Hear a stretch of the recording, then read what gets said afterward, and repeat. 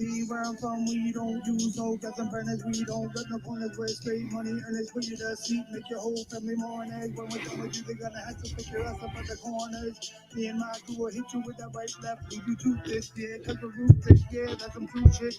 You don't wanna mess with cheddar in this company that you cast in the ambulance, yeah. Food stamps, leave your clothes, buddy, and damn, then we're scooping up your trends. 508, where I'm from. 508 is where I'm from. 508 is where I'm from. See, I'm repping that medicine place media. My producer Gio likes the way I flow, looking at encyclopedia. Whack catcher on me like that bacteria. Just take a drink for me, just keep me large cafeteria. Central Mass is where I reside, where you can't run and hide. I can verify. It was statewide, leave you horrified because you're unqualified. I'm just glad I survived time for me to put it in the overdrive, leaving these cats petrified, hitting you with the right hook right in your hard drive, taking these chunks, taking those dives, taking their girl in the whip on a test drive. You know she loves cheddar sex drive. 508, where I'm from. 508 is where I'm from.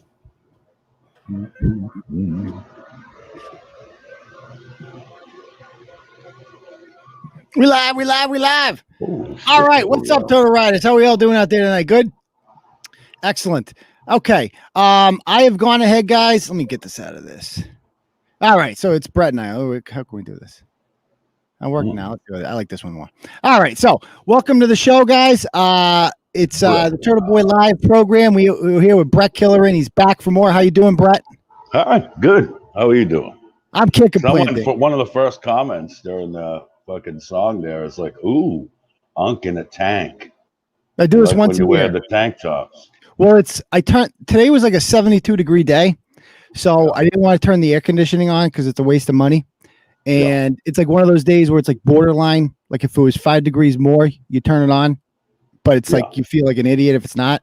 So the problem with that is the basement gets the air conditioning ducts are in the basement. You can actually see them behind me. So those get cold when the AC's on, and when it's not on, this place is a sweat box. So I'm down here in the bunker, but I'm sweating out for you people. Got to keep it real. Yeah. All right. So it's going to be a good show. We got a lot to talk about. I'd ask you guys to do a couple things for me first. Let me switch my mic first. Tell me how this sounds. Okay. How do we sound, guys? Is there an echo? Let me know if there's an echo or anything like that. Okay. I don't hear one, but all right. So yeah, I think we should be good there. Let me know if it's a bad echo, but I've shared this link on the Clarence Woods Emerson Facebook account. Actually, let me go ahead. I'm going to start. I gotta actually record this on SoundCloud because a lot of people have asked me, by the way, hold on. A lot of people have asked me, where's the podcast? And that's a good question. So usually I've used a program called GarageBand in the past. And let's see. Yeah, I've used a program called GarageBand in the past that, I record it and then I upload it to SoundCloud and it goes to iTunes and all that stuff. But I'm going to experiment with it now. I haven't used it on the new computer. I used it on the old FUPA computer. And lately, it just hasn't been working. So hopefully it works this time. That's an annoying fucking sound. How do I change that? Okay, there we go. No, does that change it? Okay. You know what? Okay. You know what? I'll experiment with GarageBand later. We're leaving this. Okay. Hopefully we'll get it next time. So I am trying to upload all these to the podcast and to iTunes because I know a lot of people like to listen to it in the car and stuff like that, and you can't do it when it's on YouTube. So we're working on that. I'm getting there. In the meantime, I've shared the link to this show on the Clarence Woods Emerson page, and I'm going to go ahead right now, and I'm also going to share it on the Turtleboy Sports page. Right there, done. We live. I'm going to go, we live. And I've also shared it on the Twitter account on Twitter. If you're not following me on Twitter yet, I'm almost up to like 6,000 followers, so that's good. Been on there for like 3 months. I'm at Real Uncle TB. That's at Real Uncle TB. So get at me on there. Follow Turtleboy on there. Don't miss out. Follow us, Turtleboy, in all its glorious forms and contents, etc. Okie dokie. With that said, welcome to the show, Bret. Good to have you back. Yeah, it's been a few in a row now. Well, well, I think last week you were like a special call in. Yeah, like shit happens. Yeah, exactly. Like shit was on the agenda. We needed you. Okay. Stay about. So I'm getting too close. Okay, there we go. What I'm doing right now is I'm sharing the fundraiser link, or the dono link, whatever, in the comments section. This episode of the Turtleboy Live Show is brought to you by Turtle Riders. So if you'd like to donate to the program, I graciously appreciate it. If you donate anything, you can leave a funny comment. I'll read it off, no matter how raunchy, whatever it is. As you guys know, we're constantly under attack with lawsuits and stuff like that. Milky Mike is back in the picture. Mike Gaffney's back. It's fun to beat Mike Gaffney in court. But here's the deal. If they actually, so he sent, as you guys know, Bret, he sent me that demand letter, that hilarious demand letter that we went over last week. Remember that? Yeah. The one that should have been written in crayon. Yeah, basically. So if they go through with the lawsuit, which would be fucking hilarious if they did, I plan on countersuing for the first time. Like, I'm not taking this shit anymore. First of all, there's no LLC to sue anymore, so I don't even have to hire a lawyer. Yeah. But I want to hire a lawyer who knows what they're doing and countersue, because I actually have damages, like, for the first time on this woman. Like, this woman has lied about me. She's defamed me. She lied about the Sam Carden thing. She lied about a number of other things. She stole She stole $300 from an advertiser. Never told me. Still hasn't repaid me for that. And she lied to people. And when she lied to them, a lot of them were customers, and then they left. So I have actual damages that I can show based on her lies. It's like the definition of, defamation. Yeah. So we'll see. How many times can you take shots before you fucking swing back? Yeah. I mean, you're allowed to talk shit about people. You're allowed to lie about people, technically. But when you lie about them and it causes them, financial damages, and you can prove that, which I can. I've been documenting everything. She hacked into my freaking account. She filed a fraudulent federal complaint with YouTube to get me demonetized for 2 months. And I can show like revenue that I was making on AdSense before that, and it's just gone. So, all right, listen, let's do this at the end of the show. No, I will. So anyway, that's hey, wait, real quick. Did you see that your buddy there, Ida, popped up again? Ida's alive. I saw that. Yeah, she ain't dead or nothing. She's not dead, so that's good news. That's good news. Ida, everyone was worried about you. We thought Corona got you. Glad to see you're okay. Boomer remover. Yeah, the boomer remover. She juked the boomer remover. So, by the way, so if you guys donate tonight, and if we raise $150, I got a freestyle for you, and it's a good one. Bret's heard it, correct? Yeah. It's if you can do it, it's going to be like challenge level like 12. Like, it's a hard one. Yeah, it's the hardest one, I would think. But I'm gonna do it. I think I can pull it off. So if we can get up to 150, we can do that. All right. So we got a lot of fun stuff to talk about here tonight. And how we like to start off every episode, though, is with a little thing called Where You Reppin'. So let us know in the comments right now, where are you watching the Turtleboy Live Show program from this evening? Go ahead. I'm also going to put the StreamYard link in the comments if anybody wants to call in later, etc. Make it a nice little panel.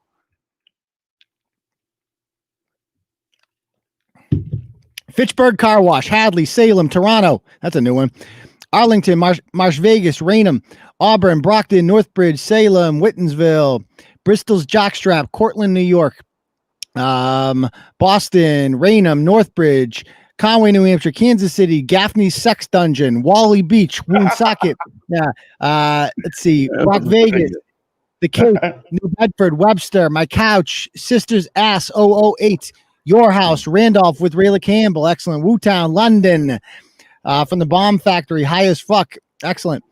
Julie's Upstairs Closet, all right. Canton, still in Sturgis, at a boy or at a girl. Norwood, Los Angeles, Cedarville, Pawtucket, Amesbury, Alpine, Texas, Long Island, You name it. Let's see. I don't want to miss anyone here. There's been a bunch. Let's see. Somerville, Acton, Medway, Black Lives Matter. What the hell? Derry, New Hampshire, Amesbury, Weymouth, North Attleboro, Uranus. That's a new one. Methuen, Plymouth, West Bridgewater, Tucson, Kentucky. That's a new one. Possum Truck, Kentucky. Excellent. Another Webster. Go ahead. Who said, I don't even know anymore. That's where he's repping from. I don't even know. Orlando, by the way of Dudley Webster, Salem, Stoughton, East Hampton, you name it. Okay. So if I missed you, I missed you. Epstein Island, sorry, Taunton, Albuquerque, you name it, Scituate, Burrowville. Love you guys all the same. All right. So let's start off with our first story of the evening, Bret. And I'm going to start off with the one from yesterday. Homeo and Juliet. We got to talk about this one. Yeah. Homeo and Juliet. Show me, yeah. Okie doke. Let me pull it up here. And you shall hide us at my grandmother's house, and we will love each other forever. All right. New Bedford. There it is. Okay. That coming up there? Excellent. Huh? All right. So this is kind of a funny story because it involves Black Lives Matter, the wokest, most important program, social movement that has ever existed in the history of mankind. You have to support it or else you hate black people. That's the rule. All because one cop in Minnesota killed a black guy who was high out of his mind. Anyway, so this is Tyrell Woodis Pina and his girl Shakira Duarte. They are the kind of de facto leaders of Black Lives Matter New Bedford chapter. So, that's going to be like a bootleg chapter. And, they're your tip. They run the Facebook page. They're at every single protest, leading the charge, etc. They're always so it's like the BLM you get if you order it from Wish. Basically, yeah. The Make-A-Wish BLM, correct. Make-A-Wish. Make-A-Wish BLM, if you will. So there she is, always posting on there. She's like a real leader. There he is with his Black Lives Matter sign. Oh, yeah. Here's a quick, they uploaded tons of videos. I'll show you how ratchet this chick is.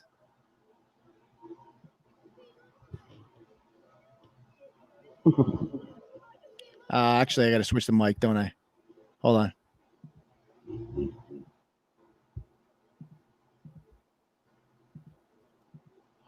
Stipe within 2.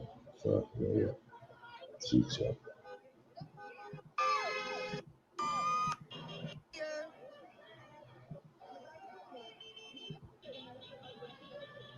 Shut up and let them protest. This is how we protest. Oh, wow. It's not your people, it's our people that are getting hurt. Let them protest. Now he's yelling at Tyrell for being up there. Let them protest how they want to protest. Let them protest. That's it. There's no discussion after that. I want to see MC Spectrum show up at these ones yelling the hot end. Yeah, I don't think he's going to be doing that. I want to see that fucking trick. Here they are again. Anybody on Facebook who's talking about Black Lives Matter to not be here right now. There's literally people who don't even live in this town who are here right now. So there they are. Everybody's got to be here, or else you hate black people. If you support Black Lives Matter, there are tens of people here right now. If you support equality, all the others of you support equality and justice. Okay. I've always hated that fucking approach. What? With anyone, and not just these assholes, but anyone that wants to get you to do what they want you to do. Yeah. It's like, well, if you support cops, you got to come down here and get your haircut at Peepee's, or like that type of fucking approach to shit. Yeah. Like they're trying to guilt you into it. Yeah. Well, if you don't like babies getting hurt, come down here and hold a sign. Yeah. That's basically, and first of all, you heard the guy. These people have nothing to say ever. They have nothing substantive ever to say about their cause. They're just like, yo, come down here if you support equality and justice. If you're against women getting murdered, come down here now. Yeah. Or shut up.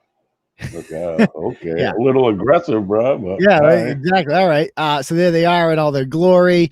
First of all, there she is down at the protest where carrying a "fuck the police" sign. Which, I'm sorry, if you're going around saying like "fuck the police," you don't want any like peace with the police. Like you're not interested in justice if you're carrying a sign that says "fuck the police." You're just not. Now, this woman, she made the news before, so like she's like literally the fucking leader. Like, check this out. Thank you, Sheena. Tonight, we're following up on a protest in New Bedford that took a surprising turn over the weekend, thanks to the act of solidarity by one police officer. Oh. News reporter Courtney Carter spoke with protest organizers today. Well, you may have seen the video on this station by now, or maybe you haven't. But Black Lives Matter New Bedford says they were shocked. Well, maybe you have it. Patrolling their protest, joined in with them.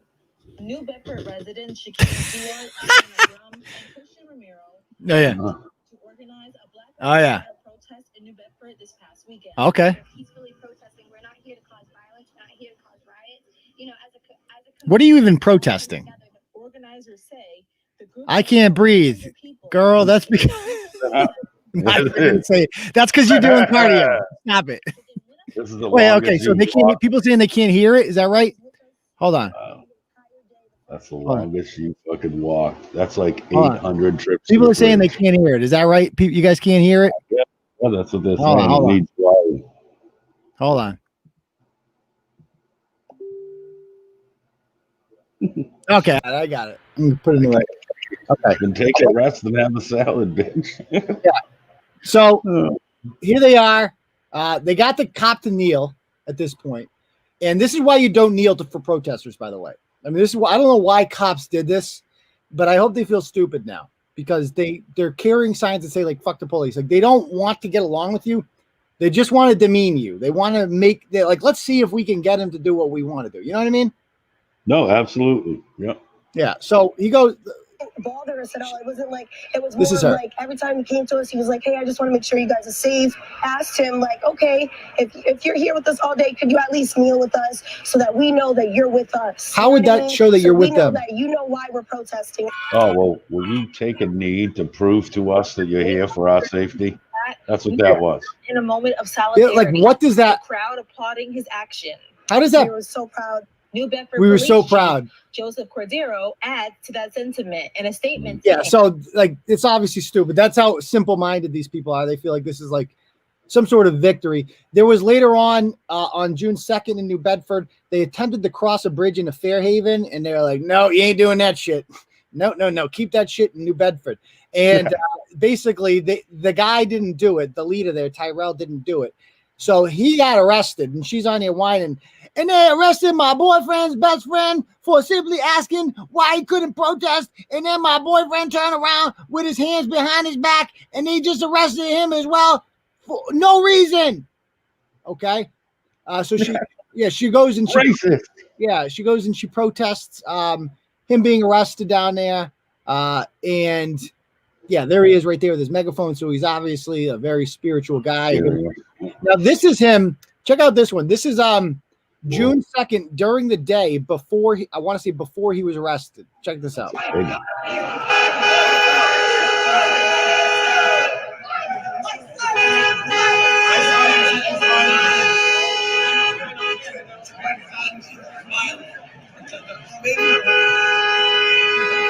You know, like, nobody's wearing a goddamn mask. Like literally nobody's wearing a goddamn mask. I love how the pandemic died for like a week there. Solid. Like no, apparently it only gets you by intent. Like Yes. if you're out and you intend to just have a beer with friends, it might snatch you. But if your intent is to talk about how much white people, cops, or something else sucks, and you need to maybe kick a store window in for some free shit, then it's like, oh, no, they're doing this for justice. So I got to leave them alone. Well, Tucker Carlson put this really well the other night.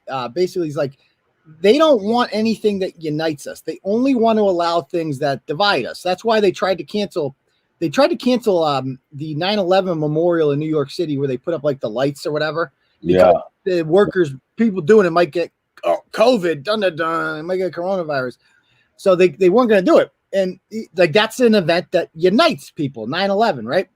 Whereas Black Lives Matter is an event that divides people. And like, that's why they allow this shit. They just want division. They don't want people to get along. They fucking love this shit. So here they go. Watch. You're going to see Tyrell. White silence is violence. White silence is violence. Okay. I have a shirt that says that. There he is. There's Tyrell right there. Okay. And this guy having a good time. Clan. Yep. Fixing racism. Now listen to what he says here. He comes back. He says something to the cameraman.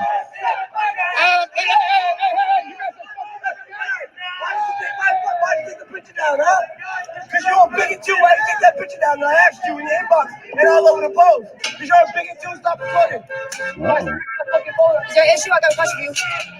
Is there an issue, sir? Because I'm not afraid to get close to you. That's her. Is there an issue? Yes or no? Can I film? Is there? Can I film? Newport voice. Newport voice. That's the Newport voice right there.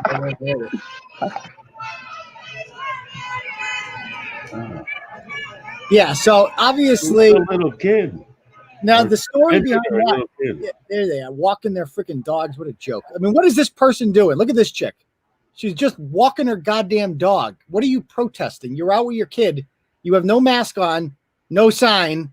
You just don't want to pick up after your dog. That's all you. I think that they were walking down the street like they always do and just got caught up in this and just went with the crowd like a lemming.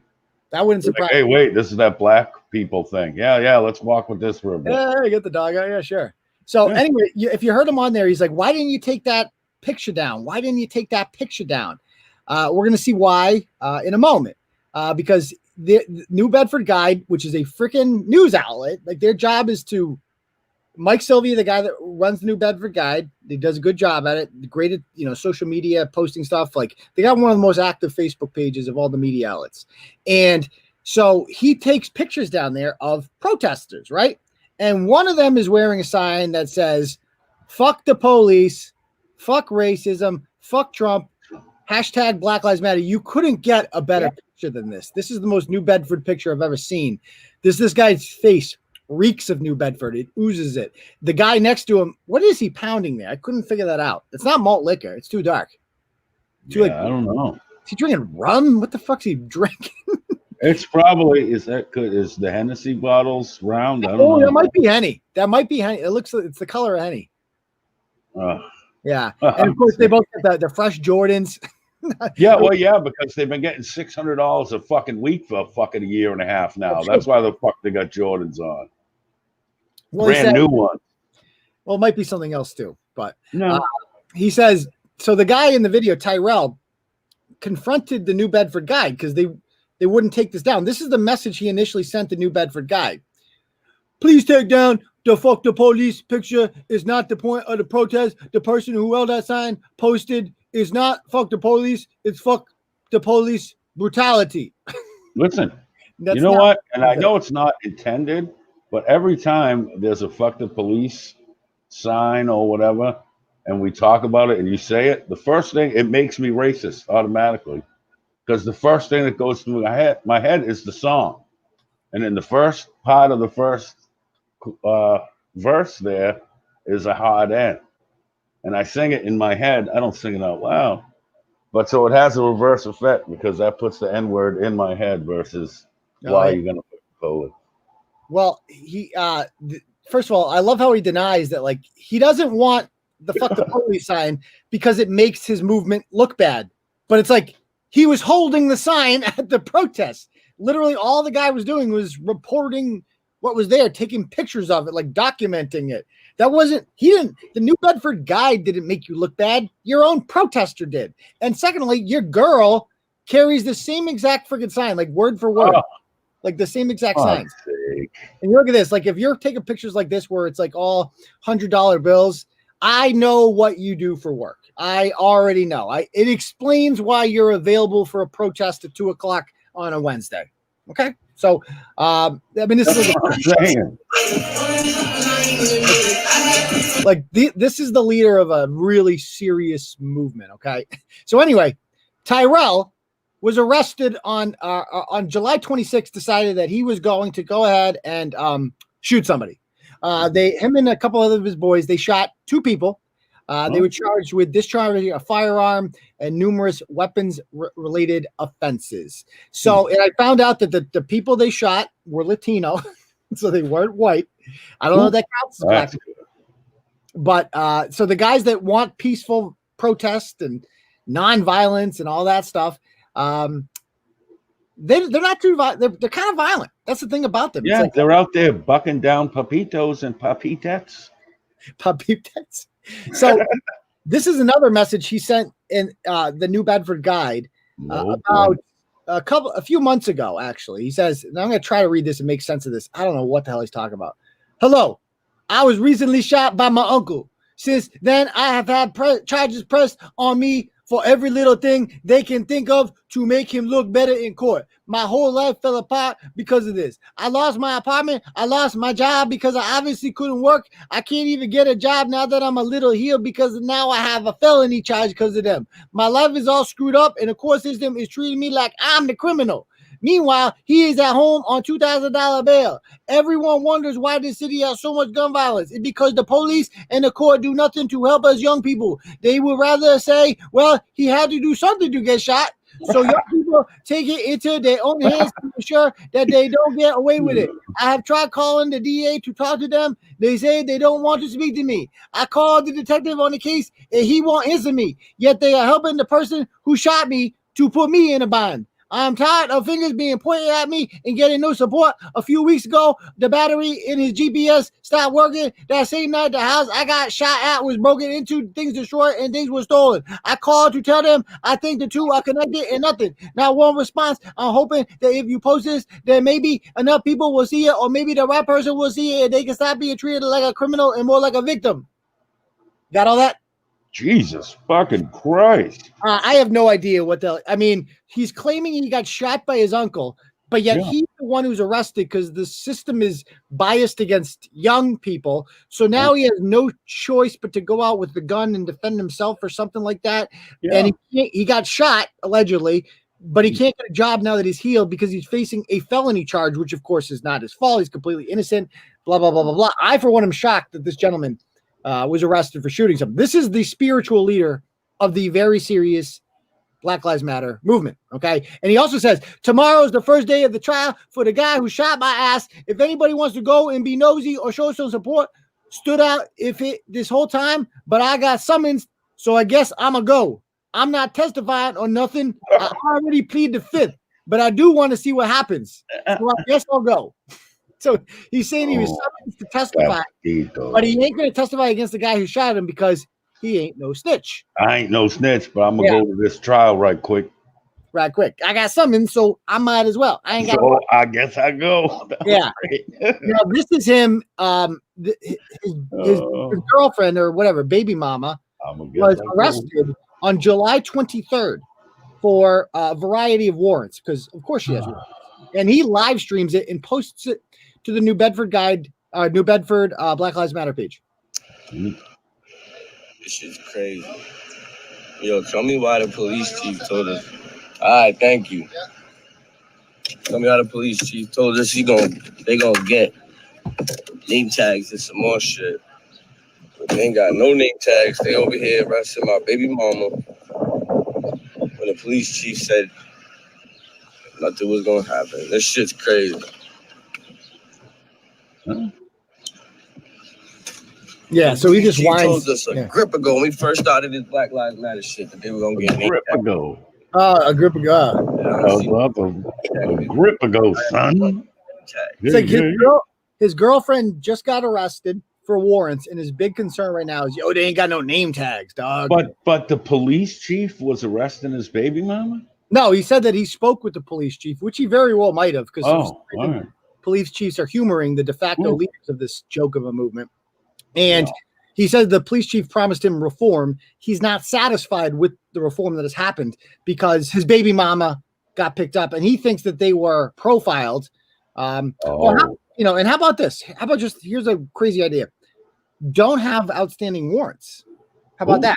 Just don't have warrants. I don't have any warrants. It's not normal to have warrants. Like, that's not a normal thing that regular people have. It's just warrants. She has them. I don't know why. If you do have warrants, you should take care of them prior to getting pulled over, or else you're going to be arrested. That's generally what happens. You're not being targeted. It's just that you have warrants, and you're a well-known asshole in town, clearly.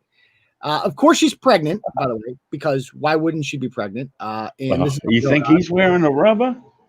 Oh God, no! Oh, good, good blasting the baby batter into that bitch. Oh, absolutely. Now, all these people are blaming the New Bedford Guide for simply reporting this, right? Is that the one who show you went on? Or am I thinking of I've been on the New Bedford Guide a couple times. Okay, all right. Yeah. So Shakira comments and she's like, "Does that matter at all? You sound dumb. No, we were a part of both groups. If you want to get technical, you should be more worried about New Bedford Guide tearing down an innocent black man who hasn't been proven guilt or innocent in the eyes of the court. You sound so dumb, Dana. Seriously." Yeah, she's the one that sounds dumb. I mean, this is like and by the way, she then posted the address of who she believes to be the owner of New Bedford Guide. She posted the wrong address, of course, because she's not that bright. So you know what we're going to do right now? We're going to call this chick. She sound dumb. Yeah. Oh, she ain't the brightest bulb. She sound dumb. Okay. So I'm going to go ahead and let's see. Yeah. What's her name again? Shakira. Okay. Something about hips. Shakira.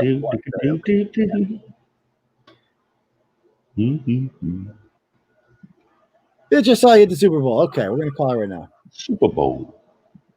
Hopefully she answers. She said she'd come on. Oh, she's unreachable. She said she'd come on. You just talked to her because I think she's going to be upset. I just messaged her. Okay, so I sent her a message there. She said she'd come on. Yeah. I mean, yo, where you at? Where you at? Okay, so commented on You did not just send that. Yo, where you at? Oh, I'll show you. I'll show you her page right now. So this is where you at, fool? She had a baby shower today, which he did not attend. So here they are, finding out the gender reveal. Of course, baby daddy's not there because he's in jail for shooting someone. This baby is completely fucked. It has no chance of life whatsoever. There they are. It's going to be whatever. Who cares? It's going to be it's a girl. So she's fucked. Poor girl. Yay. Yeah. So they named it Zayla. They're going to name the. Are you fucking kidding me? Look at this. They're naming the girl Zayla with an X. I wish they named it Zayden. Sandra apostrophe Rose. I'm sorry. If you have an apostrophe in your child's name, you've gone full ratchet. That's the number one sign that you know you're a ratchet. If you put an apostrophe in your crotch fruit's name, that is never a good sign. So she said she'd come on. I'll try one more time real quick. Okay. She's unreachable. All right. So maybe we'll try again later, shall we? She is unreachable. Go on to the next topic in the meantime. She sound dumb. She sound dumb. All right, let's talk about Jen, the Marlborough teacher, who also said that she would come on, but then she deactivated her Facebook account. So, there's this chick named Jen Vaca. She is a Grafton resident and a Marlborough kindergarten teacher. She caused bloody hell when she saw apparently a group of teenagers in town taking pictures in their prom dresses and their outfits at the town common in Grafton, Bret. And that's fucking dangerous, obviously. Karen alert. Karen alert big time. She said, I'm getting pictures of the kids in dresses at the common. I have a senior. I know there was no prom. Okay, so she is the goddamn... You can't trick me. I know there wasn't any prom. I know. You tricky kids, you try to trick me. Yeah. You kids thought you get away with it. And she goes, fuck out of here. She actually has this mic drop. Let me read it real quick. She goes, how small was it? Pics show at least 8 girls. With partners, that is 16. With parents and siblings, even larger. It's irresponsible. There. I said it. Imagine what a cunt you have to be to wake up in the morning and you see a bunch of freaking kids who didn't get a chance to have a prom. I mean, think about what nobody would. This is just like months ago when all this fucking crap started and those bitches were running. We had the same conversation. The bitches was running around taking pictures of just groups of kids riding their bikes and shaming them on Facebook. Look at these kids having the audacity to have smiles and play. Yeah. It's just these miserable fucks see someone with a smile on their face, go, nope, that will not do. That's exactly it. You're not kidding. You're not kidding. That's exactly how they think. They think like, I cannot be having that. Rules are rules. Look at those people spreading COVID. I really cannot believe we're still doing this 5 months later after the George Floyd shit. I'll never get over that all happened. And then people expected us to go back to the way things were. That is just freaking madness because, cases are up or whatever nonsense. Just this whole year, boy, if we last another decade or two as a species, which I'm not sure we will, this year is going to be looked back on as the holy fuck year. I hope so. Every aspect, in every way, shape, and form. Yep. So this is here, the funny thing about her is here she is at the Black Lives Matter protest in Grafton, a town that has like 2 black people, and one of them was drafted by the Raiders. It's like, and so Black Lives Matter, white silence is violence with her big cardboard, whatever, and her fucking minivan there she is. And here they are protesting. You'll notice, I mean, can I just stop this for a minute? It sounded like she was yelling, "We want custard." She might have been saying that. I think she might have. I want fucking custard. I think that goes without saying that she wants custard, but yeah. Imagine like waking up in the morning and imagine ever being in a situation where you protest. I've never protested anything in my life, and I'm outraged by a lot of shit constantly. I'm just always upset about something, always outraged about something, and I've never protested. Because it's fucking stupid to protest. Like protesting, they say protesting is like the most American thing you could do. And it is, you're right. But it's so fucking stupid to protest. And like, I don't know anyone that protests. If any of my friends did protest, I don't care what they're protesting. I would cut them off. But like, that's fucking weird. Who fucking protests? Like, what is the point of this? You're going to go down on Route 122 in Grafton and hold a sign saying, I want custard. And like, what are you doing right now? Like, what?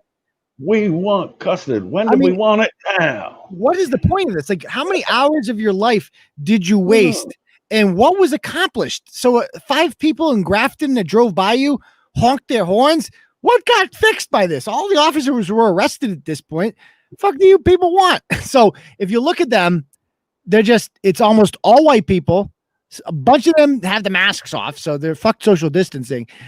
They have the most generic, useless signs, and this is just typical. Look at these motherfuckers. Oh.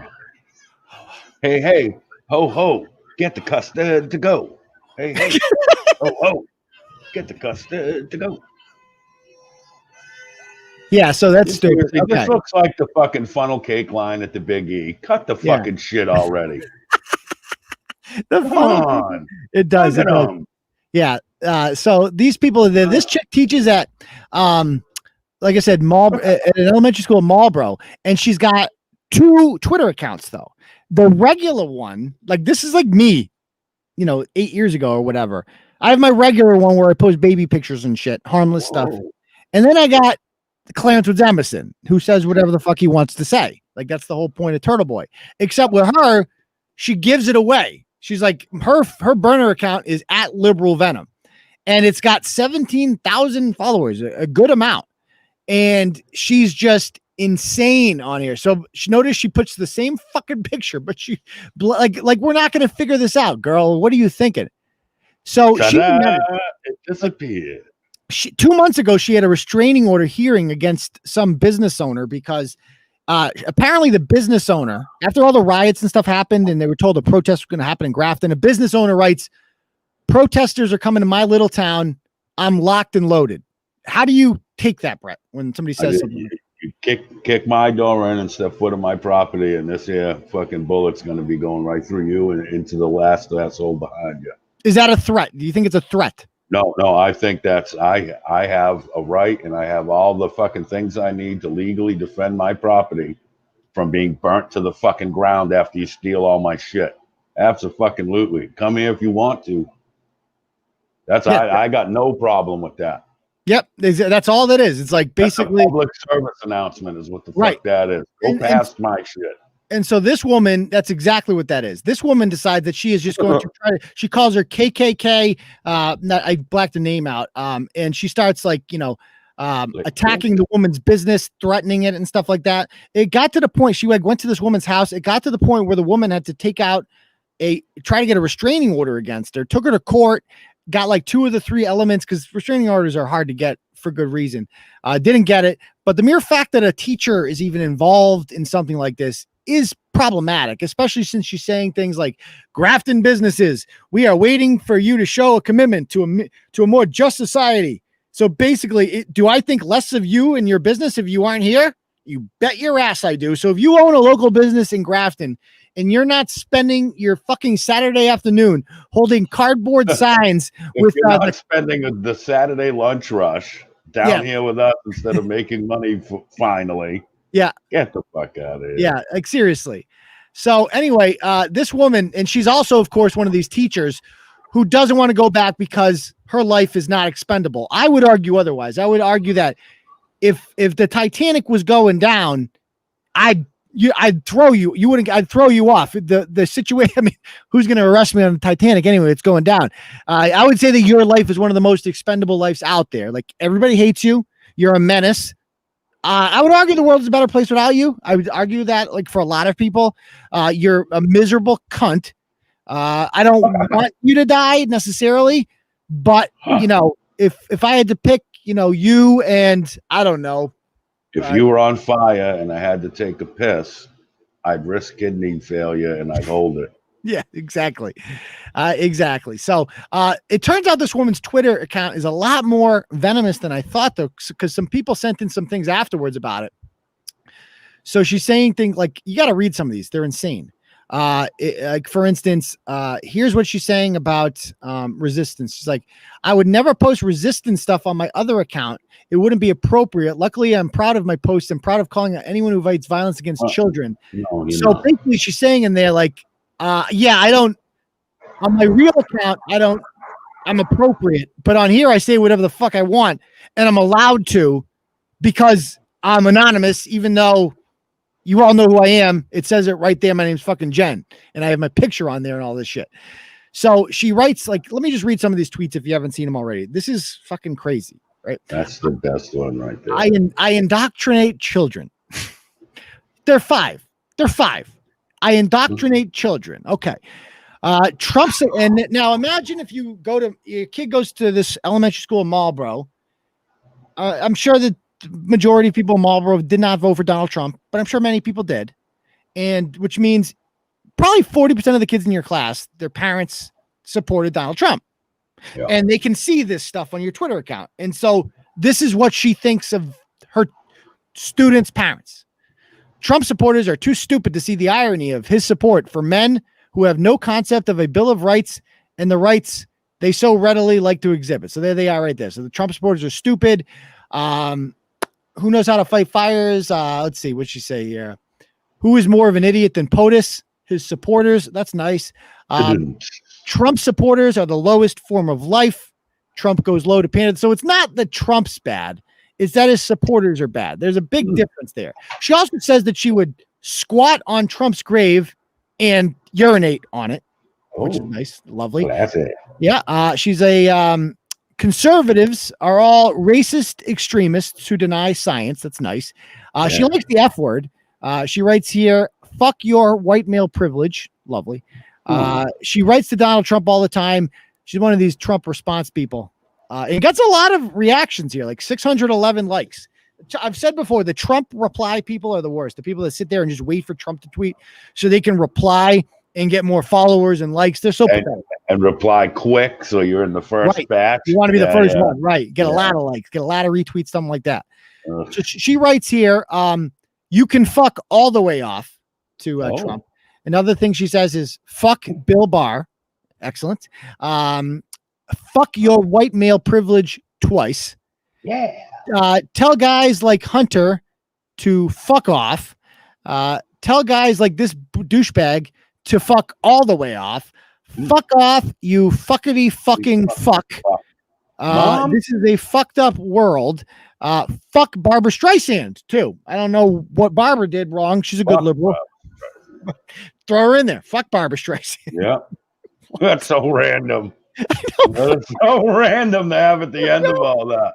You had me at fuckity fuck for fuck. I mean, I started to go to her side, but then you got to throw old ass Barbara Streisand under the bus. Like, it would make sense if it was like fuck James Woods or that fuck bitch. Barbara Streisand is one dirty carton of almond milk away from dying with this boomer remover. So leave her the fuck be. Yeah, leave Barbara Streisand alone. She's trying to bang Bill Clinton on her way out one more time. Jesus fucking Christ. And she joined in this mob against the Covington kids, the kids whose biggest crime was literally standing there in a MAGA hat, having a crazy Native American asshole bang a drum in their face. And he stood there and smiled. And the world turned against him. She calls these kids a child, a 16-year-old, these kids should have covered their faces with KKK hoods instead of wearing their MAGA caps, because they're the same thing. KKK hoods are the MAGA caps now. They stand for the same thing. Makes sense. That, a Covington Catholic jersey is a white hood. I met some people. I met some Covington Catholic parents when I was in Cincinnati for the Patriots. They're very nice people down there. They're very proper. It's a great school. I guess it's like the best school in Kentucky. They dominate high school sports. It's like the St. John Shrewsbury of Kentucky. Like, they dominate, and it's a jock school, right? And so, like, they're Catholic too. They're down there, and a lot of kids in Kentucky who are Catholic are conservative, believe it or not, and they support Donald Trump, which makes them the Antichrist, that they're being disrespectful. Oh, at Covington Catholic, they have rapists, white supremacists, and disrespectful teens.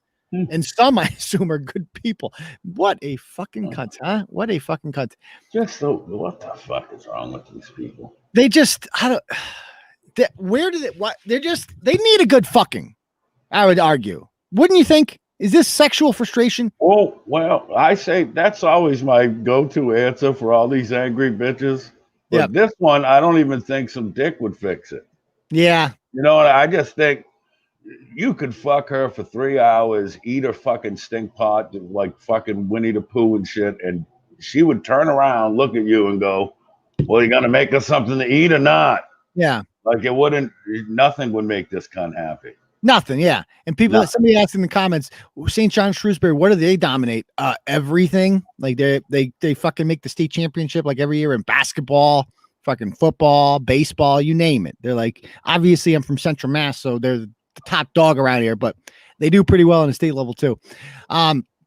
Anyway, so her daughter's also like just awful. Like, they protested Blue Lives Matter. We got to get to that in one second. Oh, I love this comment.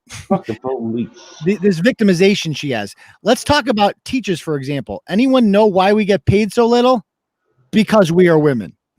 So I looked at the Marlborough Teacher's contract. I linked it, and odds are she's probably been at this school for at least 10 years, which means she's maxed out on the chart. You get a step raise every year when you're a teacher. The longer you've been there, the more you get paid.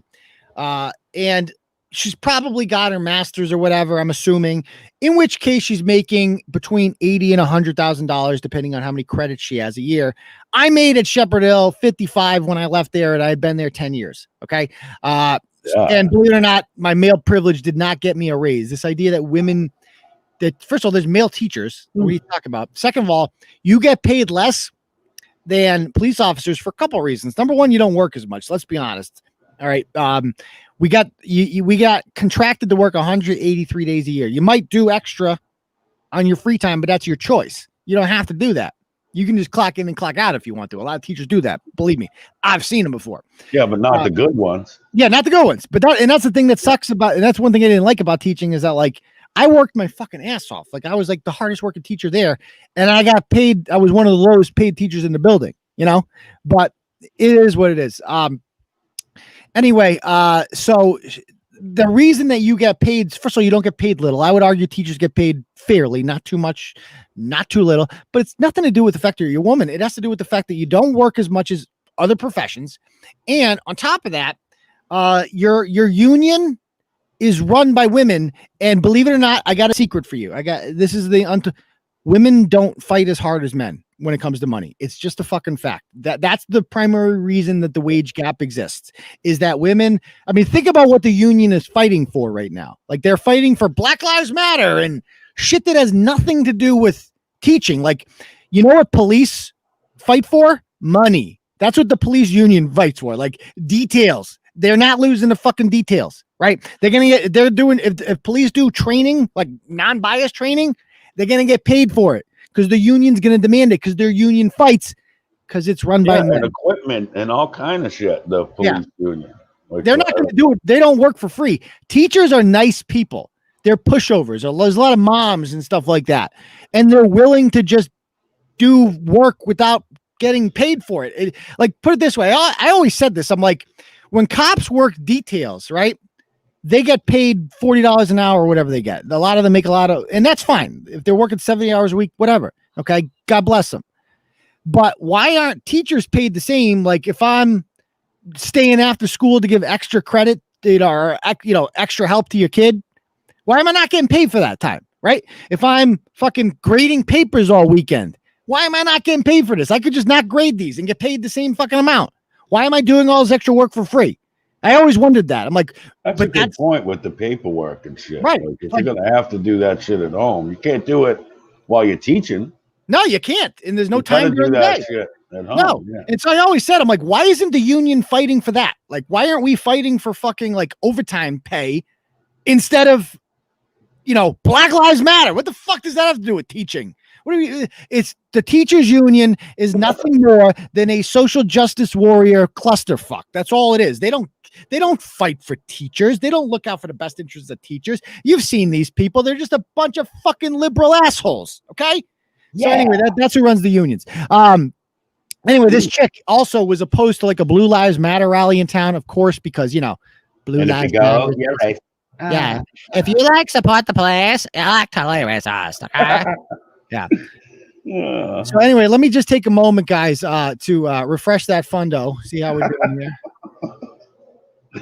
See how much if we've gotten up to our amount so far. Melinda says, for the Milky Mike and Blarney Bunch lawsuit, thank you very much. Fucking Ralph says, get some bomb factory gummies at the Turtleboy golf tournament. Even your mom likes the bomb. Okay. Justify says, beat Gaffney. I think that's Suzanne. And so we are currently up to right now. That adds up to 70, 105. So we are $45 short of the freestyle. If we can raise $45 more by the end of the program, you're going to get a good freestyle. I promise. Okie dokie. So let's go on to the next topic, shall we? Sure. Let's see. I want to talk about the Waltham City Councilor here. The story from last night. When are we going to get to the fucking fat broad with the fucking GoFundMe stuff? Oh, we're going to get to her soon. I promise. We got to call her or the buffet, wherever she's at. Which one is that? Stacy Lynn? Yeah, we're going to call her. She looks like Stacy Lee, but that's a different conversation. Different story. So anyway, I did this story last night, and it was like, it's been making the rounds today, and a lot of people in Waltham are talking about it, and there might be an internal affairs investigation to find out who leaked it to Turtleboy, but I got news for you. I didn't actually, you're never going to know, put it that way. You're never going to know. Turtleboy is all anonymous. There's no trace to it whatsoever. Trust me, you're not going to get any of your police officers. It's not going to happen. You could try, but I got their back. Trust me. Police come to Turtleboy for a reason, because they know that we're the only people, the only blog that's going to get the real story out there, the real story behind the story. So anyway, this story did make the news, but they didn't really get to the good part, the interesting part here. So a sign was stolen from a lawn in Waltham. Now, this would normally not be like newsworthy, but it's the principle of the matter here, because the sign was a support the police sign, and the yard is a police officer's yard. Yeah.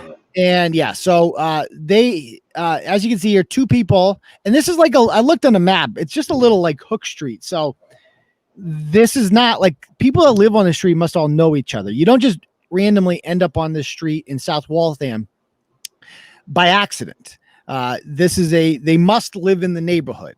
And immediately, like when the police put it out there, everybody and their mother is just commenting. And they're like, oh, I know who that is. And they're all saying the same name over and over and over again. And that name is Christine Mackin. Christine Mackin. Christine Mackin happens to be a city councilor. And even this chick, Caroline Fine, says clearly that's Christine Mackin and her husband, Reed Gilman. Now, I'd like to point out that I went to Carolyn's page, and she is a rabid Black Lives Matter supporter. Rabid. And even she is happy to snitch on this woman. Like, she's like, fuck you. Like, you're just a cunt if you pull a stunt like this. So good for her for at least being a decent human being there. So there they are right there. And as people pointed out, Bret, they always look the same, don't they? Oh, absolutely. Oh, They always look the same. It's They these always- templates for everything. All these new types of humans that we have running around, whether they're the Wiggers with the baby mamas or these freaks or the Karens, they all follow these same stupid templates that they learned on social media, and they just fucking run with them. Sprint. Yeah. They always have the same look, like the short haircut, basically look as unattractive as possible. Just look like, like a bootleg librarian, if you will. I don't know. I don't A know non-essential librarian. Yeah, just like you look like, I assume your last name is hyphenated when I look at you and I see this. Like, look at this face. Look at that. That's the look at the haircut. Dude, I was rocking this haircut in like 94. No joke. Everybody was. One of the monkeys had that haircut. For Christ's sake. Remember that show? It's a band. One of them had that fucking haircut. It does. Oh, dude, she looks like Paul McCartney, like 65. Like, what? Here we come. Yeah. Walking down the street. Oh, look at this dirt There's mob. this guy. They always look like they just ate a granola bar for breakfast or something. Homeless chic. They look like they've spent their whole life camping. Yeah. Now I want to point out here that I have no proof that this woman did this. Like, I don't know that this woman did this. All I'm doing is reporting on what neighbors are accused. So it's news when neighbors make an accusation. I'm reporting what they're accusing them of. I'm not saying that it's her on the tape. I am saying that it looks like her on the tape, and the height differential between her and her beta male husband seems to be the exact same type as the people that stole the sign. But I'm not saying it's her. Now, she has been called in. Look at all the facts, and your opinion is that it's her. Well, let's see what else adds up. So they took a sign that clearly offended them that supported the police. This woman just so happens to be Councilor Fuck the Police. She tried to defund them of $1.1 million. And she lost miserably. She wanted to cut like this SWAT team force. And by the way, on her street, there was literally she lives 2 houses down from the house that the sign was stolen from. In between them are 2 Brandeis College students who were stabbed in October, or was it September and October? They were stabbed. And the police caught the 16-year-old who stabbed them within hours. So it seems like the police should not be defunded, considering that, they help get justice for these 2 women next door to you who were stabbed. And it seemed like a pretty efficient crew to have around if something, God forbid, something terrible happens. Absolutely. Now, another thing. She also says that her big thing is like the money should be taken from the police and go to feed the homeless. Now, I love this comment from a city councilor that said that they've been down there. They've been at soup kitchens. These people work at them, I guess, and they ain't seen her down there. And one of the city councilors said, in a time of need, you were in your pajamas. So I'm not going to support this cut, nor any other that you mentioned. Good for them. I love seeing grown-ups. And she goes, I feel like the comments that are being made about me exceed the bounds of the kinds of personal attacks that are acceptable in front of this body. Additionally, I'm not interested in discussing my personal medical information with this body as it relates to me experiencing symptoms during both of those food drives. So she's basically saying that she couldn't go because of commie cold. She got commie cold. She can't help the homeless. She wants to, but she got commie cold, so she can't. Yep. Yeah. And anyway, you got to read a couple more of the things this chick has written on here. She says, I also wanted to I also want to have the council affirm that Black Lives Matter.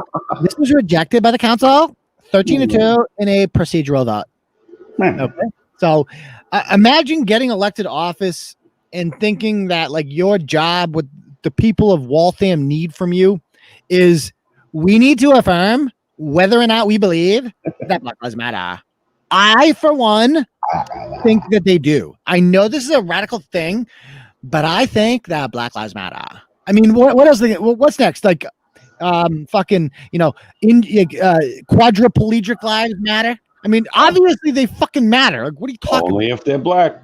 Yeah, only if they're black. I mean, it's just so adults are doing this. Elected leaders, like, we need to affirm that Black Lives Matter. Oh, thank fucking God. I was wondering what the Waltham City Council, whether or not they thought Black Lives Matter. It turns out that 2 of them do and 13 do not. Okay. Oh, motherfuckers. Yeah. Now, this is interesting. She goes, I'm crying. This is after it was rejected. So she goes, crying a lot today. Tonight will be interesting. This is a critical moment, and I will get emotional. The last time I cried over injustice on the council floor, the last time she cried on the council. So she cries regularly on the city council floor. Stop electing children to office. I'm telling you, stop electing. However, this woman's too young to be in the council. She's crying. Another councilor literally backed me up against the radiator in the hallway and said, paraphrased, you could be a really effective counselor if you could just learn to control your emotions. I reject that language. I reject that part of the patriarchy. Oh God, if you ever use the word patriarchy without using it to mock feminists, cisgendered, fucking massage therapists, all that fucking bullshit buzzword garbage. Just shut the fuck up. Go have some cranberry juice. Sounds like you need a tall cranberry juice, lady. Yes, it does. Yes, it does. You know what the fuck I mean. If I can't get emotional in the face of injustice, how else can I express myself and stand up for our shared humanity? Oh my God, get over yourself. Like, you're fucking crying there. Like, are you kidding me? You're fucking grown up and you're crying and shit. So anyway, do I know for sure that she did? No. However, I do know. I did speak to inside sources that told me that she was questioned about this. They brought it down there. And did you see her excuse, Bret? Which one? No, go ahead. An alibi. What would you guess the alibi is? She's out knocking boots. She's out knocking boots? What does that mean? Out fucking someone. She couldn't have been her. She was out fucking. No, she said, well, you're halfway there. She said she was banging her husband. Yeah. And I think we can all agree that guy hasn't banged shit in quite some time. That's why this chick is so miserable. So I just really don't even think she likes Pekka, to be honest. With that haircut, with the monkeys, Beatles cut there. He might like Pekka, you say? Bold, brave, and beautiful, obviously. Oh, yeah. Yeah. It could be, having them 3Bs and stuff. Yeah. So she said she was getting stuffed, and there's no way to confirm or deny that. If there was a tape of it, I don't think anyone would want to see it anyway. She'll probably get away with it, but I thought I'd throw the blog up there, just kind of let her know that, we know. I mean, come on. Gun to my head. Does anybody think it wasn't her? Like, let's be honest. Everybody in the neighborhood says it's her. She's been picked out by eyewitnesses. I don't know what the crime. I mean, it's not like I don't know if you get arrested for this or what. It's a fucking yard sign, but it's the principle of the matter. And it's like, I'm glad to see the police fighting back against cunts like people this. Should get in trouble for that shit. Just because you don't like a student. Now, me personally, I wouldn't put signs on my lawn. I'm just not like that's. I think they look kind of shitty, and I don't need to announce to the people going by what I believe in. You know what I mean? Like it's not. Unless it's one of those signs that says like, "No, we accept everybody here. We are." What those gay signs out there that put that hashtag Team Boomer Remover and see how many signs I got to buy. Team COVID. Yeah. Team COVID. Hashtag fuck the kids. Yeah. And by the way, did you see this chick on here, Karen Walls? She showed up again. I love this chick. Oh no, Karen. This old broad, who the one person that had her back and is like telling her, I think it's irresponsible that you guys are naming her and stuff like that. She appeared in a blog last year around this time. And because she got ratioed on Twitter worse than I've ever seen anyone get ratioed. When Trump said about Elizabeth Warren, I hit her really hard. It was like a figure of speech.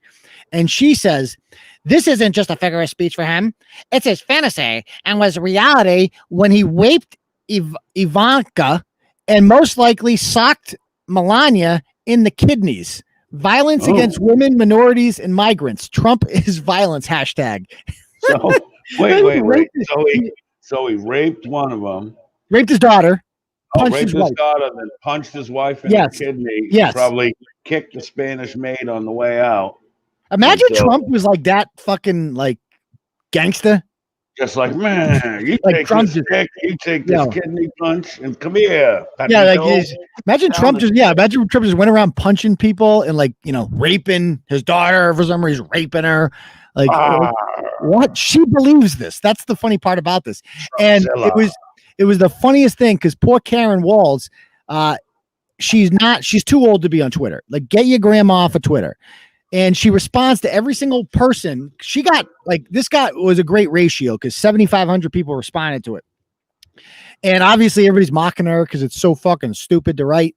And she just responds to each and every one of them and tries to report them, but she doesn't know how to report somebody. She doesn't know there's a button for this. So she just responds to each person and says, dangerous, abusive troll, and then writes the @ symbol and a space and then their username, not realizing that if you have a space between the username and the @ it doesn't tag them. It's like, come get your grandma. Come get your grandma. Yeah, who dropped their tablet around grandma? Yeah, can't be having that. Thing. Yeah. All right, let's go on to the next topic. I want to talk about here the Braintree Beckonade. I want to talk about this, and then we'll get to that story, Bret. Okay, so I love this story. This one was hilarious. All right. That's fucking Todd. Now, because George Floyd was killed, because a black guy was killed by a white police officer, we can no longer have Native American mascots. How the fuck did that lead to that? Well, look at what is it now? The Washington football team. Yeah, that's literally what they're gonna look great on a fucking t-shirt, isn't it? Yeah, the Washington football team. And they're gonna look great on a shirt. Washington football team. Oh, it's like a dollar store t-shirt. Get the fuck out of here. I hope they do. I wouldn't send that to the kids. You know, they send all like the Super Bowl and playoff shirts overseas to the kids that don't got water and shit. Yes. I wouldn't even send those. Hey, NFL team, here's your shirt. There you go. Yeah. So what about the other ones though? What are the Chiefs going to have to change that? Well, that's a good question. The Cleveland Indians, I think, are going to have to. What about the Braves? The thing about the Major League, I'm guessing not. The professional teams, except for the Redskins, they just have it out for the Redskins. Will probably be able to get away with it. Colleges ain't going to do shit. It's like, picture telling Florida State you're not the Seminoles anymore. That ain't going to happen, obviously. But high schools, you can. High schools are easy. Like high schools, they've been getting bullied up quick.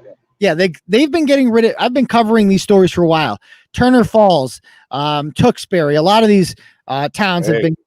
Pittsburgh, they want to get rid of. Saying I'm echoing. You're echoing. Let's see. Your mic. You gotta switch your mic back or something. I can switch it back. Is it? Let's see. Is Bret still echoing? Let me know if it. Hello. No, is it still doing it? Let's see. They're saying, let me know if there's still an echo. I know we're on like a couple seconds delay there. Say something funny, Bret. No, see, put on the spot like that. Yeah, you can't do it. Yeah. Wah, wah, wah. It's gone. Okay, the echo's gone. Okay, it's self-corrected. All right. So this chick in Braintree, their mascot is the Womps from the Wampanoag tribe, and whatever. It's like a sign of respect. But of course, white bitches have decided that they can't be named the Womps anymore because of George Floyd or something like that. And the woman leading the charge is named Beth Cormack, who hasn't lived in Braintree in 5 years. She graduated in 2011. She lives in Washington, D.C. Now, Washington, D.C. is like a liberal mecca. And so you have this woman from a vastly majority white town. There's like 15% Asian in this town. Other than that, it's almost all white. Oh, hello. You know, it's a lovely town. I like Braintree a lot. Lovely town. And, you know, close proximity to Boston and stuff like that. But it's like not ghetto at all. It's nice. Anyway, so she moves to Washington. And when a small town girl like that, moves to a freaking liberal haven like Washington, D.C., you know her ass is getting brainwashed. It's like a guarantee. She's going to come back a completely different person. It happens every fucking time. It's such a cliche. They meet some people who tell them like, oh my God, you don't know about systemic racism? Oh my God, girl, we need to go to the organic coffee shop to talk about this. Okay. Yeah. We gotta go have some of that coffee that elephant shit out and fucking I gotta explain to you why you should hate yourself and your credit cards. Come on. Like, oh my God, you don't know about unconscious bias? You don't know about white privilege? Have you read White Fragility? You haven't? Oh my fucking God, girl. Stop what you're doing. I'm ordering on Amazon right fucking now. I have Prime. It'll be here tomorrow. So that's this chick. There she is. Like she redefines the word basic. Like every single picture is like that. So anyway, she wrote this article on a blog she created, and it's called it's titled "To Braintree from the Kind of Popular White Girl." Oh. Yeah, and it's about. And she says she's petrified to write this. Let me just read some excerpts from this. Let's back up why I'm terrified about writing and publishing this. So I love when they use the word terrified. She goes, somebody said to me, Beth, be serious. So she linked to this account called Braintree. It's like an anonymous Instagram account. Worcester has one of these too, where they essentially put a bunch of fake people send in anonymous submissions and say, oh my God, one time my teacher called me the N-word. And then they put it up there as fact, and it's all anonymous. And people are like, oh my God, so much racism at Braintree High School. An unnamed teacher called this unnamed person the N-word, and it must be true. And I'm not going to say that name because I don't want them hunted down by the KKK. So somebody sends her back a message and says, and somebody sends her back a message, and she decides that she's going to shame this person that sent her a message. And she goes, the person said, Beth, be serious. What percentage of those things do you think are real? The teacher calling a student the N-word? Like, come on. Like, that's a perfectly normal response. And she says to this, the first time someone came for me over an IG post where I called out Braintree for racial disparities in the education system, I was fed some false stats about Medco students, which I should have fact-checked, but it doesn't change the very jarring truths of the racial injustices that bleed through our high school. I watched this comment calling me off for false statistics garner likes from other popular white kids, followed by the statement, Braintree is far from racist. It was then I knew we were both fed false information at some point. So these people have just been brainwashed to believe that like all white people are racist because they read it in that goddamn book, White Fragility. And if you think everyone in Braintree isn't racist, then it's only because you're racist and fragile. That's the only that's literally the premise of the fucking book. The woman, by the way, charges like $30,000 for speaking fees. She has no black friends. She's a white woman that wrote it, of course, and is just fucking making bank off of this. It's like the biggest scam ever. Dude, this has been the best year for basic white bitches. Oh, in the history of basic white bitches. They're like mini Godzillas running around to sign and shit. But it's also been a great year for people like Monica Cannon Grant, who have just, I mean, when George Floyd was killed, you know, she was thinking in her head, cash money. Like that guy. Thank you, officer, for doing that. I'm gonna have a good June. It's gonna be a good June. Yeah. So anyway, so this chick is like, no, you called me out after a teacher, a friend informed me. It did say, blah, blah, blah, blah, blah. Shut the fuck up, man. Yeah. Then she goes on to say, after I read this, I realized through all of my advocacy, listening, learning during this time, I was still being complicit. It's a damn privilege to be able to speak out and have other people listen to you, regardless. It's a positive or a negative reaction. It's a privilege to take false statistics about MECO students as fact because they were never in your AP or honors classes or integrated into any of your classes for that matter. MECO is a program that brings kids from Boston into the burbs and like introduces them to suburban life. It's a good program, I think, because it exposes you to a different way of life that you've never seen before. Yeah. And, gives you new opportunity. I like the MECO program. I think it's a good thing. And a lot of the kids are black that are brought in there. It helps diversify the school and all that stuff. And it often helps your sports teams. That's just how it works. And so this girl claims that like, the Mecco kids were not in my classes because they were like not smart like me. They were put in the alternative school, which turned out to be completely made up. And she also says it's a privilege to be scared of what the popular kids will think instead of being scared for your life based on the color of your skin. Imagine this, like these white people wake up and they're like, oh my God, black people like wake up every day and they're thinking, is a cop going to kill me? Is my life in danger? They really seem to believe this. Like black people wake up every day and just go out and they're like, yo, any cops around? Any cops around? Shit. I'm going to make a break for my cop. You gotta look out all creepy. Shit. Any cops? Yo, is the coast clear? I'm going to try to make it to the Yeah, I got to get to the bus stop real quick. Can I do that? Any cops there? Okay. Coast is clear. Okay, good. We're out. Run. Oh shit, I see a cop. I mean, that's how they envision black people living every day. It's wild. Jump in the bush. Wild. Yeah, jump in the bush. So she goes on to list all the ways that non-BIPOC, it's no longer POC, people of color. It's now BIPOC. It's becoming like we talked about this one before. They haven't added no new letters yet? No, not yet. Give it time. Give it another week. They'll add a few more, I'm sure. People are saying she's a smoke. What do you think, Bret? Do you think she's hot? The eyes are a little far apart. She's got a set of choppers on her. I'm not one to fuck with people's teeth. I wouldn't want her to blow me. Yes, you would. You know what I mean? She might treat it like a piece of kale, son, and just. So back to this. So she lists all the way that you can be that non-BIPOC people can do to fix racism. Number one is listen and believe our BIPOC community. So you have to believe everything they say, like people like Jussie, obviously. Ask yourselves why programs like Metco exist. So she's against Metco, which is a program that helps black people. Stop calling yourself a WOMP, even though she wrote an article in the local newspaper 10 years ago entitled, Once a WOMP, Always a WOMP, advocating for the freaking thing. But that's before she went to Washington and learned how racist she really was. Make sense? Yeah. Well, to these fucking idiots, it does. I mean, here's what we shouldn't do. And one of the things on here is claim as a non-BIPOC person that BIPOC experiences are actually quote unquote made up. Major yikes. So Jussie Smollett appreciates that. I mean, these people that just forgot about Jussie and that think that like, we have to believe every time a black person says something happened, we have to believe it as white people. That's like our job as allies. We have to be good allies. Okay. Yeah. And if any girl comes up and says, you know what, back in the summer of 72, this asshole grabbed my tit. Yep. You got to believe all those too. Yep. Unless that asshole is Joe Biden. Oh, no. Creepy Joe gets and then the chick that says it's a Russian spy. That's how it works. Make sense? Yep. I'm with it.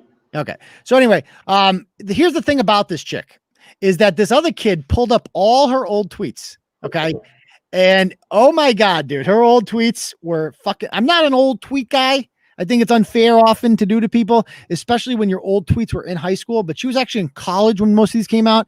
And the only reason I think it's relevant is because she has appointed herself Captain Racial Justice and is like calling everybody else in town racist. If you're going to call other people in town racist, you best not have racist shit out there on the internet.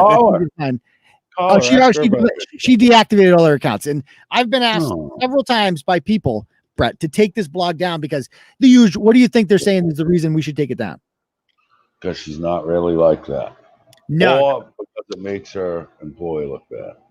No. The number one reason that these people always use, oh my God, I'm getting death threats. No. Your blog, they're gonna kill me. Yeah, your blog is making me get death threats. And when you say that to me, when you come in, that's your excuse. I ain't taking down shit if you're getting death threats, if that's your reason. Because when you come to me with that as an excuse for why the blog should come down, what you're essentially saying is, I did nothing wrong. Your blog is the reason I'm getting death threats, not anything I did. I'm a victim here. No, honey, all I did was report on the things that you said.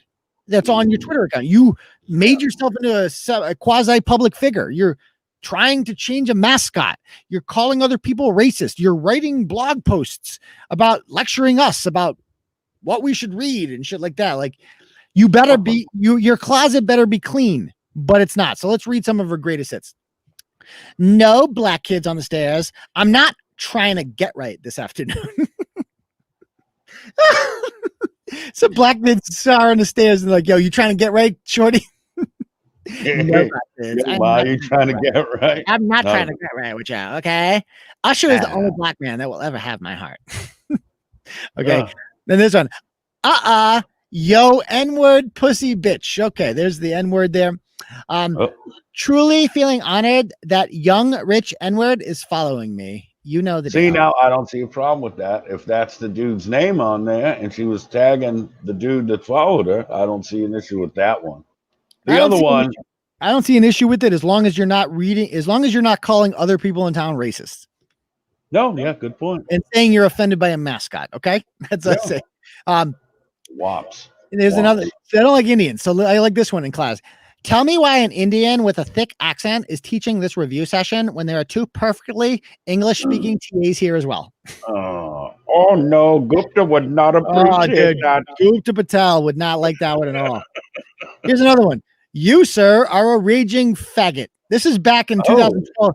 Now, this is before Macklemore won a Grammy. And in fairness, back then we were all calling each other faggots. Everyone was a faggot in 2012. Now it's a big, that word went from like perfectly permissible to absolute no real quick. Yeah. What else we got here? To all the guys who think flexing in the mirror at the gym is hot, it's not. It's gay. Okay. And then she really hates Asians, though. Now, she's from a town where 15% of the population is Asian. And I'm assuming a lot of them, like Asian people, make more per capita than white people. I would be so happy. They are very successful overall as a group because they have a fucking awesome culture that just doesn't put up with bullshit and like demands respect and values education. Like it's fucking delicious food. Let's not, I would love to have that percentage of Asians in my neighborhood. There'd be at least 10 Chinese food places. They can kick your ass if they weigh 150 pounds because they all know karate. I mean, yeah, like they're not fucking around. So she fucking hates, you can tell this, she hates Asian people. So she goes, a fat Asian girl and a skinny black guy just walked into the restaurant together. Hashtag something's not right. What? So a skinny black guy can't fuck a fat Asian girl. Okay. It goes on to say, can't even deal with my hardcore Asian in my class this morning. Seriously, this Asian girl in my class has got to go. Another one. The hardcore Asian is in my group. The hardcore. What does that mean? Hardcore Asian. Well, I don't know what. Yeah, I don't understand. What's a regular Asian? What's a hardcore Asian? I don't know. Well, she said waving, flailing your arms around. Maybe she's every question that gets asked. She's one of them. Ooh, me, pick me. Maybe that. I don't fucking know. I don't know. Next time I should implement stop and look both ways before crossing a track after almost getting plowed into by a sweaty Asian man. You don't like Asians. My extremely Asian professor was casually just playing these hoes ain't loyal. When the Asian study group leaves before you do, that's when you know. What? She fucking hates Asian people so much. And then, so she gets called out on this. And this is her response to it when she gets called out. I'm owning up to this. I've never said I wasn't part of the problem. I am, and we all are. This is disgusting. And I take full ownership of everything and have taken major strides since to educate myself and be better. I'm not a hero by any means and never wanted to be coined as such. My blog was a response to not just Braintree. It was to myself as well. I'm a different person than I was 10 years ago. And I hope you are too. You can put me on blast if you want, but I encourage you to look inward as well to see what you are doing to better yourself in our community. I mean, get over yourself, cunt. I mean, I could, first of all, I would never take this blog down because no one deserved to be taken down a notch more than this cunt, Bret. I mean, she's out of control, these people.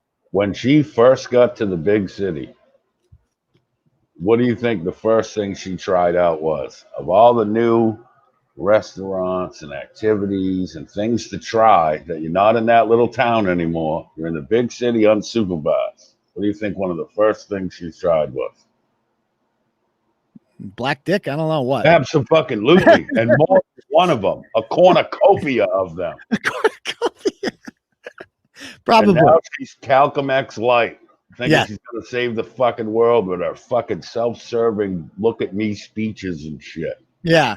I mean, it's just like this whole thing where like you can just, this is like the Bristol Blarney thing, essentially, right? Like I was ratchet 5 years ago, but I'm in a position where I've looked inward and changed my life. And not only that, I'm in a position now where I can judge other people. Well, if you were sitting there though going N-word, fucking Asian, and faggot this and fucking N-word that. No, that wasn't that long ago, you silly fuck. Yeah. You're just faking. This is the cause du jour, and you want to be on that team. Yes. That's all it is.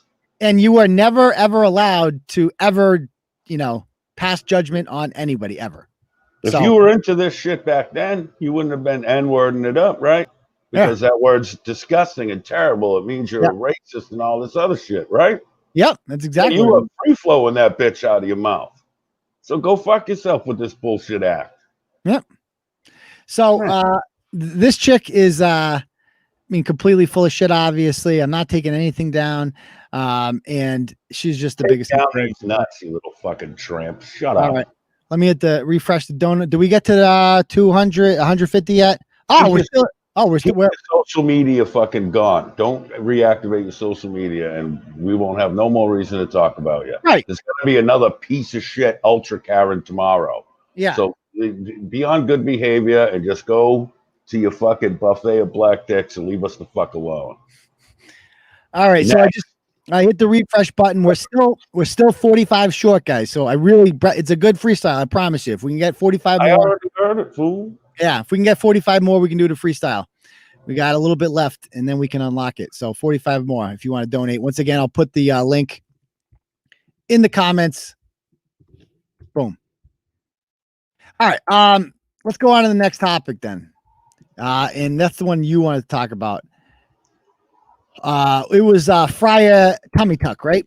The Cape Codder queen. Fucking piece of shit. Right, you mean the one from Taunton? The one that went there, yeah. This one. Oh yeah. So we got to talk about this cheese hog. Okay. All right. So her name is Stacy Poissant. Of course, her name is Stacy. Of course. She looks like a Stacy. So she got a job. First of all, she's 39. That's a hard 39 right there. She got a job working at a grocery store in Taunton, and she got busted stealing $4,700 from the grocery store. $4,700 at the checkout. And she is, look at this is one of the greatest pictures I've ever seen. That is, you're gonna get the how she stole it, right? Yes. Because that whole process fucking amazes me. I have never heard about that shit. I don't even want to get into that. All you know is she stole. It was like she was suspending transactions. And then you're just taking the money and for herself and shit for a long time. Like you're guaranteed to get caught. Like guaranteed. You're on film. Like all this stuff. She was just doing it like because fuck it. And she told police that the reason she was doing it is because she had fallen on hard times. So there she blows right there. There she blow. Look at that picture, son. Oh my god. Ooh, that's like a neck fuopa. Oh, I want to see her shake her head real fast. That is a neck fupa. Just so you can see the grease flying off. Good Lord. Oh my God. Nothing can control her except for a remote or a cattle prod. So diabetes. Yep.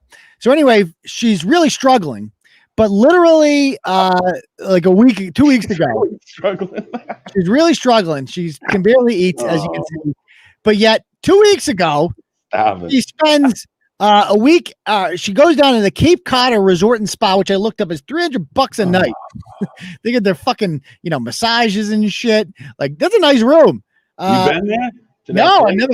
I don't. When I go to, we don't stay in $300 room nights. What does this look like? Fucking. I don't know. I know that's how Michelle Olsen thinks I live, but Jesus Christ, they ain't that nice. Oh, Meals on Wheels. Yeah. So she's down there and she's like literally really struggling, obviously. Her fucking kid's name is Jaden. Of course it is. Stacy and Jaden. Stacy and Jaden. And then this is my favorite part. Enjoying the Cape so much, not leaving till Thursday now. So she stays an extra week. Look at her, stuffing her gullet full of fucking mashed potatoes and steaks.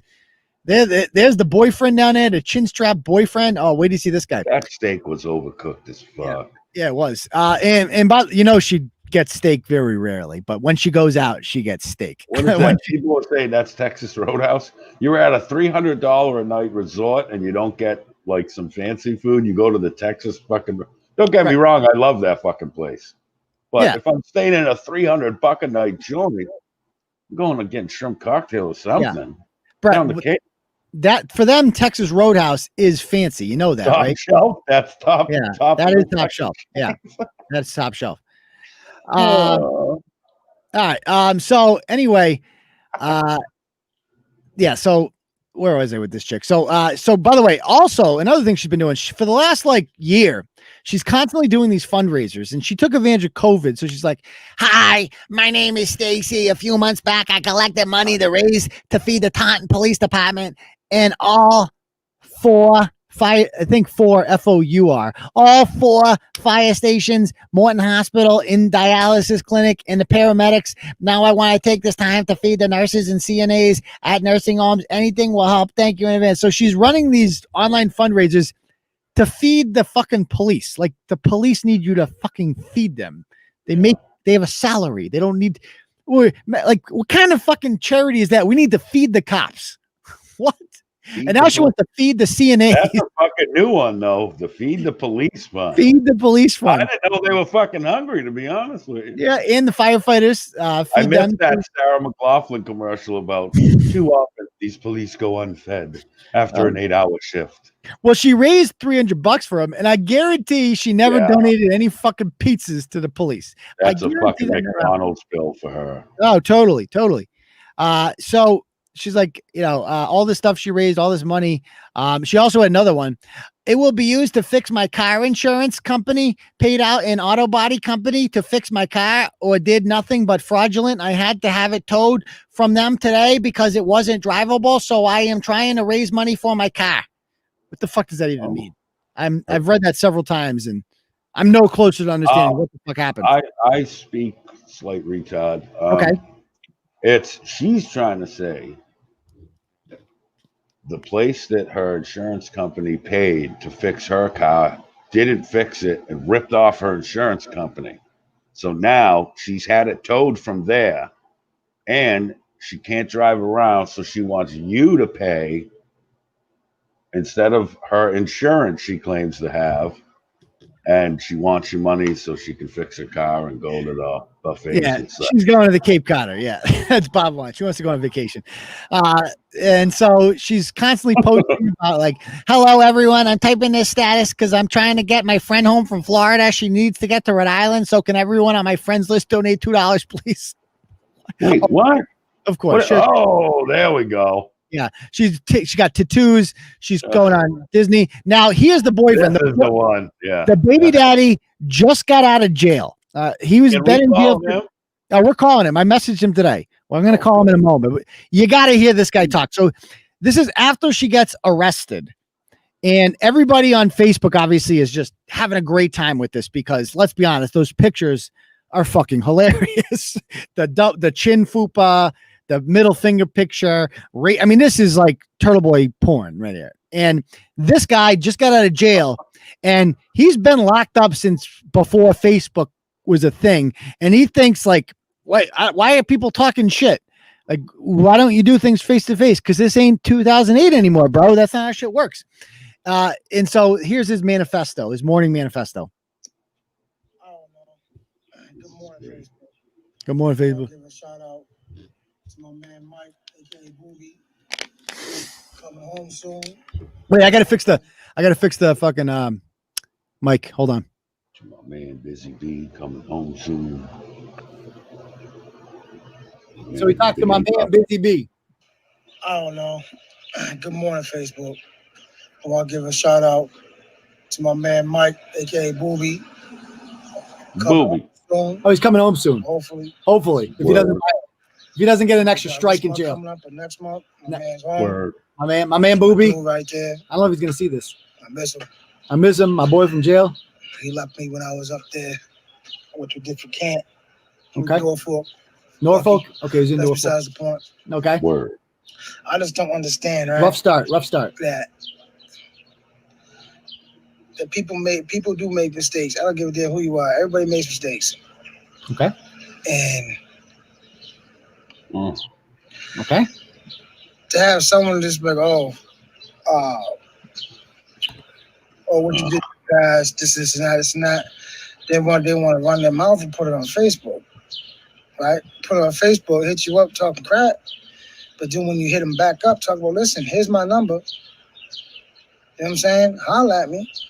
I don't do this Facebook shit. You know what I mean? Like, he's so confused. But you're doing this on Facebook. Yeah. You know what I'm saying? You know what I'm saying? I'm almost 40 years old, and these dudes and these people want to run them off on Facebook like females, bro. I'm just aggravated. Look at this guy. I woke up like he's so confused. 45 minutes ago, man. I took a shower, smoked 3 cigarettes, man. He's aggravated. Woke up, smoked 3 cigarettes. That's his day. I call bullshit on that. He stopped somewhere in there for breakfast. You see the tits on this fella? Oh, you're not supposed to be fired because you just got out of jail. Who said anything about fine? So what, you trying to go to 5-0 for nothing? Yeah. Word.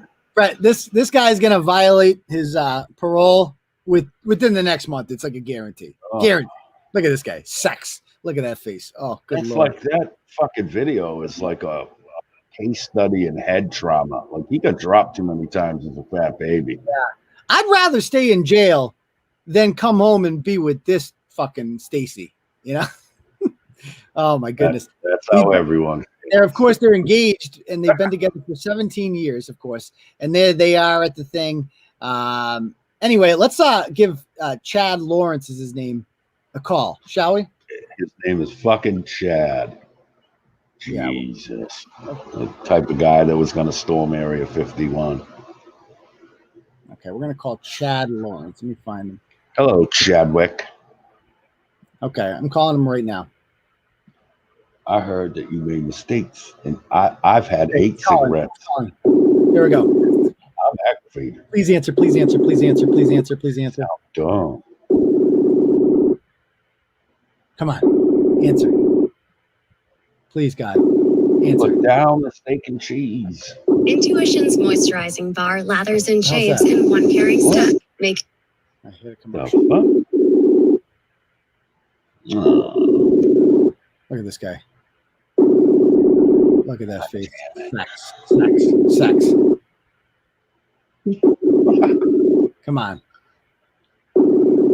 He's not. It means it's ringing.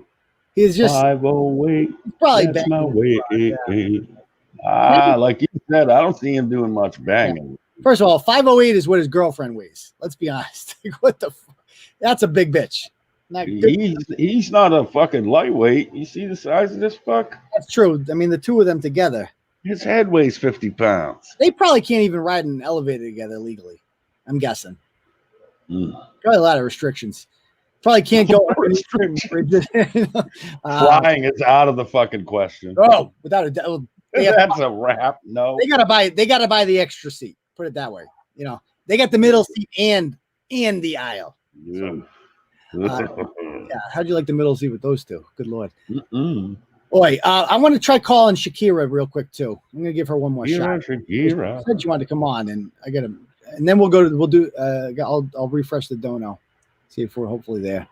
Okay, come on, Shakira, answer me. Okay, she's not answering. All right, let me go to the donos. Bunch of fucking pussies. All right, we got there. Let me read off our donors. Okay, Anonymous says, "Bring on the freestyle." We'll do. Another one says, "This is Melinda again." Thank you, Melinda, very much. Says, "This is how much I love your freestyles." Well, you're gonna get it. Adam Hurst says, "Josh Howley, Christy Nome." Yes, fight big tech. It's my guy right there, Adam Hurst. Good guy. Apache Al says, "Keep spreading the love." Will do, sir. M Job says, "For the freestyle and for a shirt with sleeves." I do this once a year. I wear. Is this offensive to you guys? Sorry, my bad. It's hot down here. You gotta understand. The Broads liked it. They were don't hate. Yeah. All right, so let's do the freestyle then, shall we? Let me pull this up. What's that called? What's that? All right, here we go. What that means either. Here we go. I'm nervous.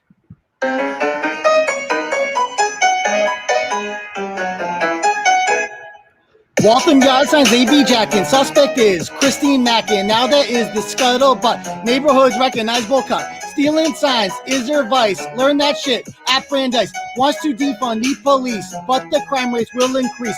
Criminals get rehab. Bitch and neighbors just got stabbed. Her proposal got rejected. How does Becky get elected? Voters should show her the door. Then that bitch can cry some more. Braintree Becky thinks she woke. She looked okay until she spoke. Says she don't want no more womps. Throws her foot down and she stops. Says that she was terrified, but she just wants to divide. Says that Braintree is racist. Reads buzzwords off a list. Says she got the white privilege. Bitch, I'll send you to Southbridge. They don't know what you speaking, cause they all is Puerto Rican. Says racism is systemic. White hoes are the real pandemic. She reads white fragility, but tweets show culpability. Bitch was racist on occasion. She hates you if you are Asian. Girl, I know that you is white, but hit me up if you're trying to get right. Black Lives Matter, New Bedford, committing crimes, undeterred. When your name is Shakira, you get your news from Al Jazeera. Sign says, fuck the police. Gravy gets released. Raw dog, he be loving. Now there's a bun in the oven. If it's ratchets you be craving, get your ass to Fairhaven. Says that he is oppressed, then shot a guy in the chest. Says that they peaceful but they lied. Blamed it on New Bedford guide. I reject your worldview. Black lives don't matter to you. Turtle Boy double feature for a kindergarten teacher. Kids missed out on the prom from Grafton to Agawam. For some pictures they be itching, but Vaca do be snitching. She wants their freedom suppressed only if they go protest. If you wick, I am told, then you don't spread commie cold. Damn, this woman sure is bitter, acting like a ratchet on Twitter. Hurting people you enjoy, but now your ass on Turtle Boy. Instead of talking about Trump, get to work, you huffalump. Yeah, good job. I did that's like a B plus. B plus. No, yeah, good recovery though. You recovered good. Hard, man. That was a hard one. That was a really hard one. Fucking great. Good job. I didn't know when you did it for just me before the show. I didn't know if you were gonna pull it off. Good job.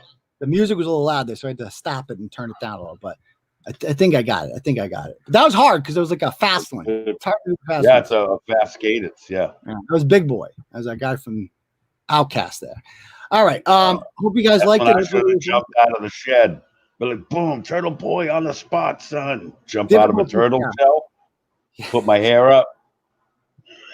We do our own war rack. Okay, so real quick, let's talk about. I want to talk. I didn't want to really listen. No, listen. We don't even have to. Why? No, I want to. The fucking, it's up to you. But the show has a large. There's a revenge component of Turtle Boy that needs to get addressed here. So we got to talk about. Go ahead. No, go ahead. I know you guys probably maybe some people don't want to talk about this, but I'm just so here's the deal. Last night, so there's a turtle rider her name's Kate too. And Kate is defends the wall really hard, really nice person. And her father, when she was a little kid, killed himself. She was in the room when it happens, a traumatic event. And Ashley Azevedo and Bristol have been mocking her for this, like literally laughing at her.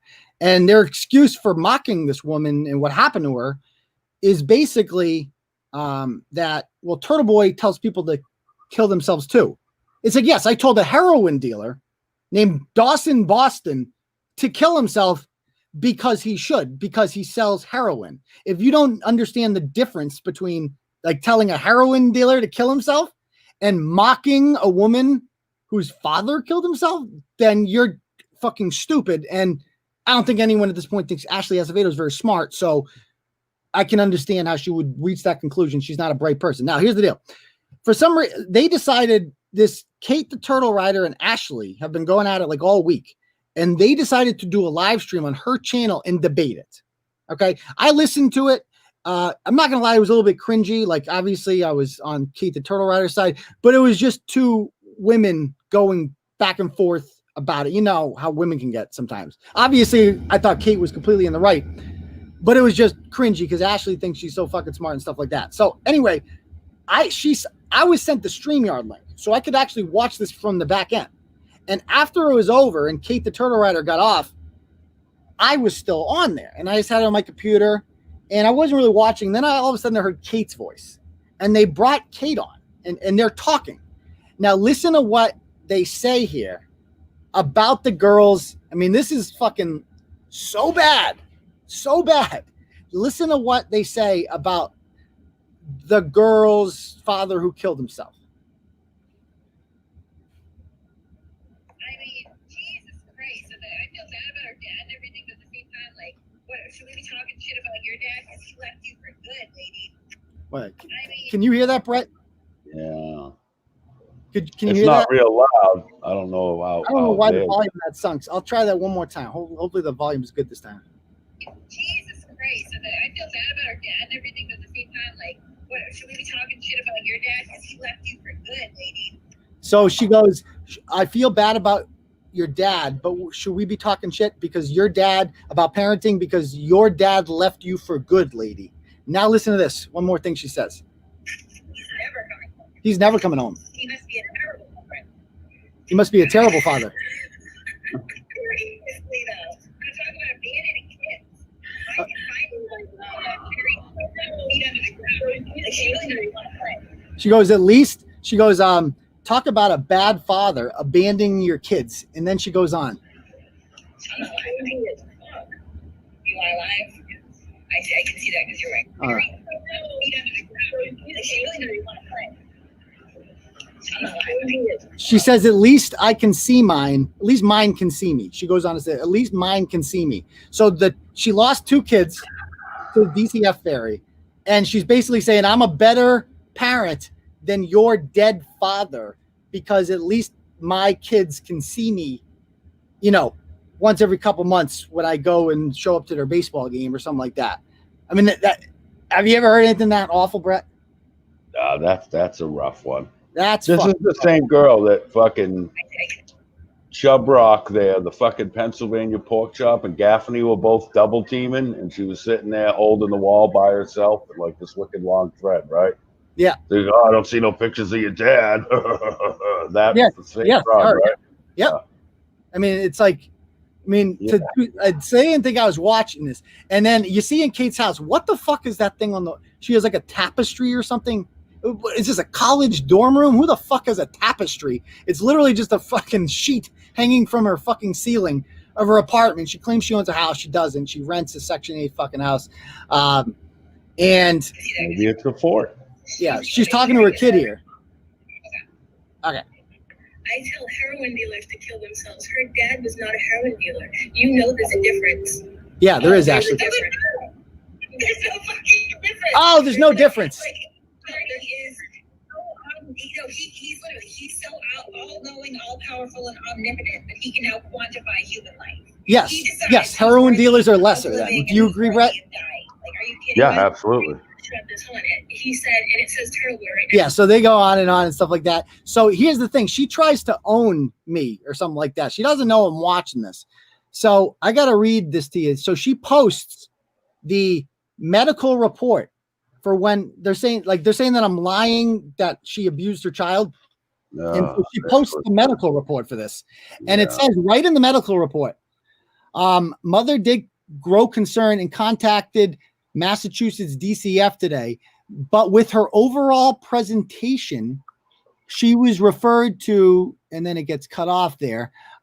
Here on exam, she does have noticeable bruising throughout her body. Like she posts, she's like, I didn't abuse my kid. Here's the evidence. And it's a fucking piece of paper that says your daughter is covered in bruises. Like, what? Like, are you fucking kidding me? That's not the best defense. Yeah, it's like, owned. And also, I'm going to read for you real quick, because we're going to get more of these in discovery if she chooses to sue. And this is why I want to get a good lawyer for this. This is from, I'm going to rename the kids because I don't want to have their names out there. I'm going to call them, let's call the son Bret. Hey. We'll call the daughter Stacy, okay? No, don't call me. No, don't call the son Bret because I know where this going. Don't call him Bret. Yes, we are. Too late. Fuck out of here. So this is called reason for placement. I'm just going to read this out loud to you. Motherfucker. All right. Stacy and Bret were initially removed from their parents' care due to deplorable conditions in February of 2012. The parents also have a history of domestic violence and substance abuse. Stephen, the dad, I apologize. No. Bret was reunified with his mother in April of 2014. So that's 2.5 years later. Yeah. And Stacy was reunified in March of 2015. So that is over 3 years. Remember the other day she said that she had her kid 11 to 14 years? Well, that's 3 years right there when she did not have it. So she's fucking lying about that. Wait, that's still 11 plus 3 is 14. Yes, but she also lost the kid when the kid was born, and she's lost her multiple times in between that. She's like, these kids were fucking ping pong balls throughout their fucking lives, like constantly in and out of foster homes all the time. So she goes, and then they go DCF placement history. Bret was initially placed in the kinship foster home of Mr. Noyce, who is Stephen's I apologize. Her husband, her current husband, she's not divorced from him yet. Her husband's sister. They were living with them. And then Stacy was placed in a specialized foster home of Mrs. D. Mrs. Earls, who is Kate's mother, came forward and was approved of a kinship placement. And Stacy was placed in her home, the grandmother's home, on August of 2012. Bret was placed with Miss Earls on August of 2012. In January of 2013, Stacy's maternal grandmother gave notice on both children, and they went to an emergency foster home.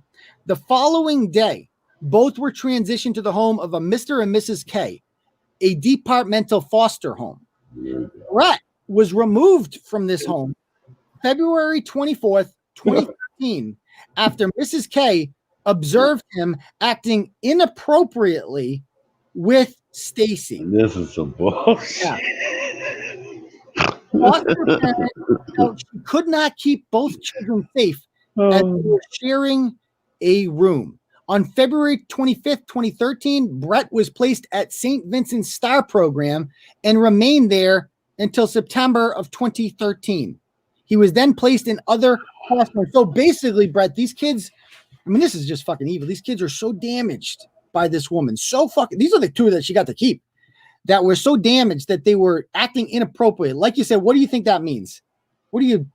That means, oh, creepy Bret. Thanks for giving this little sociopath my fucking name.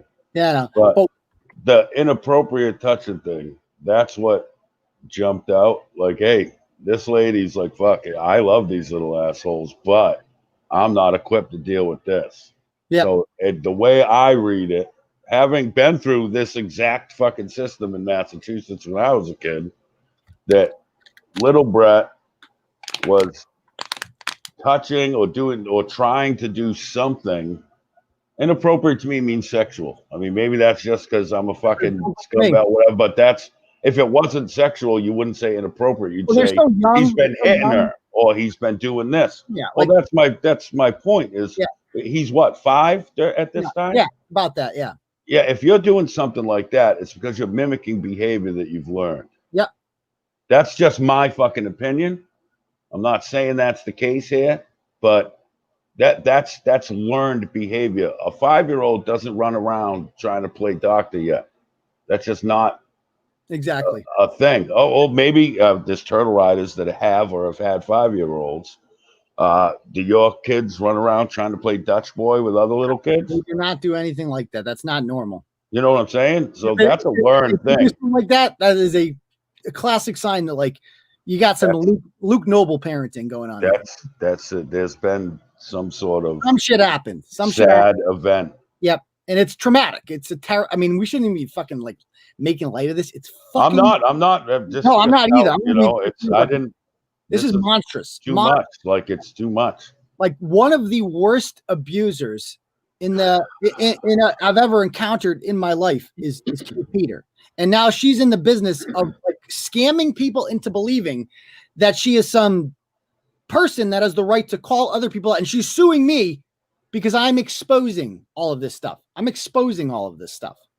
Well, So see, that's the thing with this. Like, and you get called all this shit, and I get called all this shit, and we're stalkers, and we're this, and we're all these fucking things. If you people weren't doing scummy shit, like I say and do some horrific shit, over the line bullshit that no one agrees with, but I'm not putting myself on some sort of fucking pedestal thinking that, hello, I am Bret, and now I don't armed robber places. Ha ha ha, let me cast my judgment upon. I readily admit that I'm just a street fucking punk criminal. I'm not trying to act like I'm better than anyone. But when you're trying to sit there and tell people how shitty they are as of this, that, or the other, and now I got to read on the fucking internet some random person that I've never seen posting shit that says your kid was doing grimy shit to his own fucking sister or whatever the fuck. That shit happened in your home, son. And I could give a fuck to a donut. That shit happened under your fucking watch. Mm. And at some point, God, I don't know if you believe it, God, all that, at some point, that bill is out there, son. Yep, exactly. And someone's going to have to pay that fucking bill one day. And more than likely, it's going to be that poor fucking bastard and not one of you cocksuckers that caused it. You fucking piece of fucking shit. That's what I was waiting for from Bret right there. Fuck you. So let me play here. Real quick. So she went on another panel last night. She's like, they treat this woman like a fucking queen on there because basically she calls out, like, you know, people like Josh Abrams and stuff like that. I mean, that's like, you know, talk about punching down. It's like, how easy is it to make yourself better than Josh Abrams? And I would argue she's hardly better than Josh. I mean, they're two basically the same kind. She's certainly no better than him. But here she is talking about her lawsuit with me and why she's, you know, taking action. It went back to the threat of, if you don't do what I want you to do, then the people that you care about are going to get affected too. Like, and it's a weakness of mine, I guess, but it's not one that it's not something I think I would change about myself, because I do. I care about other people. It was really bothersome to me. And not just, you know, watching it in real time, but what if somebody else, you know, stumbles across this who happens to be going through something and they see this? It's just not. This is why she's suing. I don't think there's a place for it. Yes, because. Well, I can say, you know, in voice. Oh you know, all of my years, I can't think of. I mean, this is really the first group of people that I have ever met that can be so vile. I mean, and that's the thing. Where do you get a load of me, cocksucker? like, do you realize you're talking to a woman who we just read that out loud? That these kids have been neglected and abused their entire lives, but we're the vile ones for pointing this out. This woman is making up a story about being raped as an excuse for why she didn't parent these two kids that were taken from her by the state of Massachusetts, the Commonwealth. And then she goes on, listen to this. They don't seem to have any low that's too low for them to go. You know, I will say that, unfortunately, because, you know, listen to what she says here. Turtleboy is local, and it has affected some parts of my life. Mainly, you know, it's affected my children socially, and that part is really what moved me to litigate. And I know that, you know, talk about victim blaming. I've had people jumping into my Discord server saying, well, if you hadn't had your attorney send that letter, then, you know, this wouldn't be happening right now. Like, you know, the man drug me through the mud with malicious lies for 5 months, right? Like, at some point, like, if I need to litigate, I'm entitled to do so. That doesn't mean that. So she's blaming. She's like, my children are suffering because of him. Do you know it's weird? Because on another fucking show, she said, oh, well, I'm just doing this to prove a point. I don't have to worry about the money because the frosted fucking half a fag fruit fuck is going to do it pro boner because he wants to come up here and fuck Stacy behind his wife's back. So I don't have to worry. I'm doing it to prove a point. So is it to prove a point or because you're poor little kids that you actually have on your show? What the fuck is wrong with you? Oh, she's just complete trash. I mean, this is you got Fiddler on the Roof on your fucking show. That's insane to me. Yeah, it brings him on there, and 11 years old now, and the kid. Listen, not for nothing, but you got that letter the day after she went on that 22 viewer show and had to say your name 80 times to a bunch of fucking nobodies. Mm-hmm. You got the letter the next day, remember? Yeah, right? yeah. So it's not if you didn't send a letter. This was a fucking planned out, like, boom, and I'm gonna go on these fucking chud shows that sound like an NA fucking meeting. And then this letter's going to come, boom, boom, boom. but just spare me my poor kid shit. You didn't give a fuck back then, right? Yeah.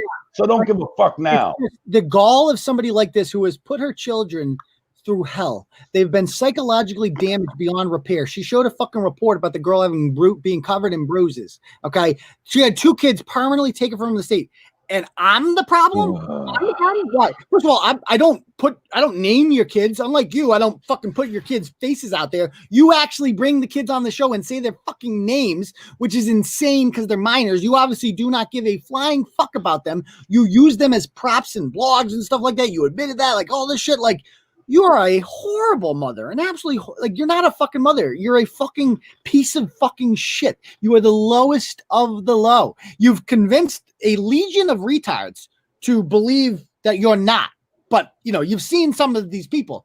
You've seen Taco, and you've seen that Nicole Brooks from Memphis, Tennessee, who wanted to kill me because I pointed to someone. We didn't fucking talk about that mustache fella. Yeah, that poor the mustached woman who's she's a BDSM person, by the way. She's into kinky shit, whips and chains. Yeah, the only thing, and cattle prods too. She needs some of those. But she's convinced these people that she's like this just great mother who's been through a lot and pulled herself up by the bootstraps, but she's caused horrific harm to 4 children, like, that are irreparably damaged. The 2 that have a shot in life are the 2 that the state took away from. The other 2 are completely fucked because of this woman and the things that she's put them through. And now she's suing me because I'm the one pointing this out. And she has hired Mike fucking Gaffney, a man who, and I guarantee Gaffney approached her. And literally this man a year and a half ago was writing affidavits for Ryan Waters, who was arrested for killing a dog, stomping a dog to death, and being a woman. So Kate really cares about women, as we know. She really cares about victims. Really I wonder. No, I'm not going to say that because some asshole will go find out. Never mind. I'll ask you after the show. Yeah. Okay. All right. So a couple more clips here. Let's listen. I am somehow deserving of even more abuse and defamation at that point. Like, that logic is so incredibly flawed. It's hard to wrap your head around how people can buy into that. But one thing I noticed is that it seems to be an increasingly small group of people. Yes, we're small. We have one or 2 scragglers that come in now. Yeah. They're not coming out in full force anymore. Exactly. Yeah, because you blocked them all. Hey, who is this broad anyway? Oversized some other freak, like some chick from Louisiana. But that's not that same fucking, what was she called?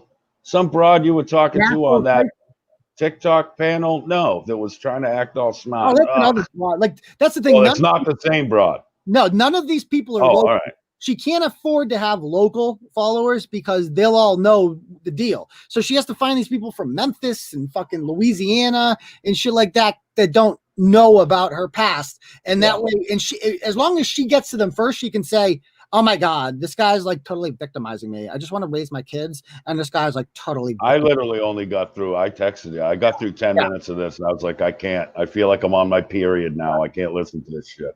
Let me just play the part real quick. No, you play all you want. I couldn't do it. It's running late too. I just want to play the part where she talks about Gaffney, because how do you justify hiring Mike Gaffney? First of all, he's a fucking joke. He's not a serious attorney, obviously. We made fun of him for so long, and he's also a morally bankrupt piece of shit. So let's see what she has to say about that.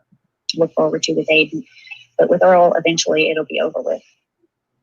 No, but I think at some point, I mean, you know, there needs to be some sort of reckoning, or I guess vindication, right?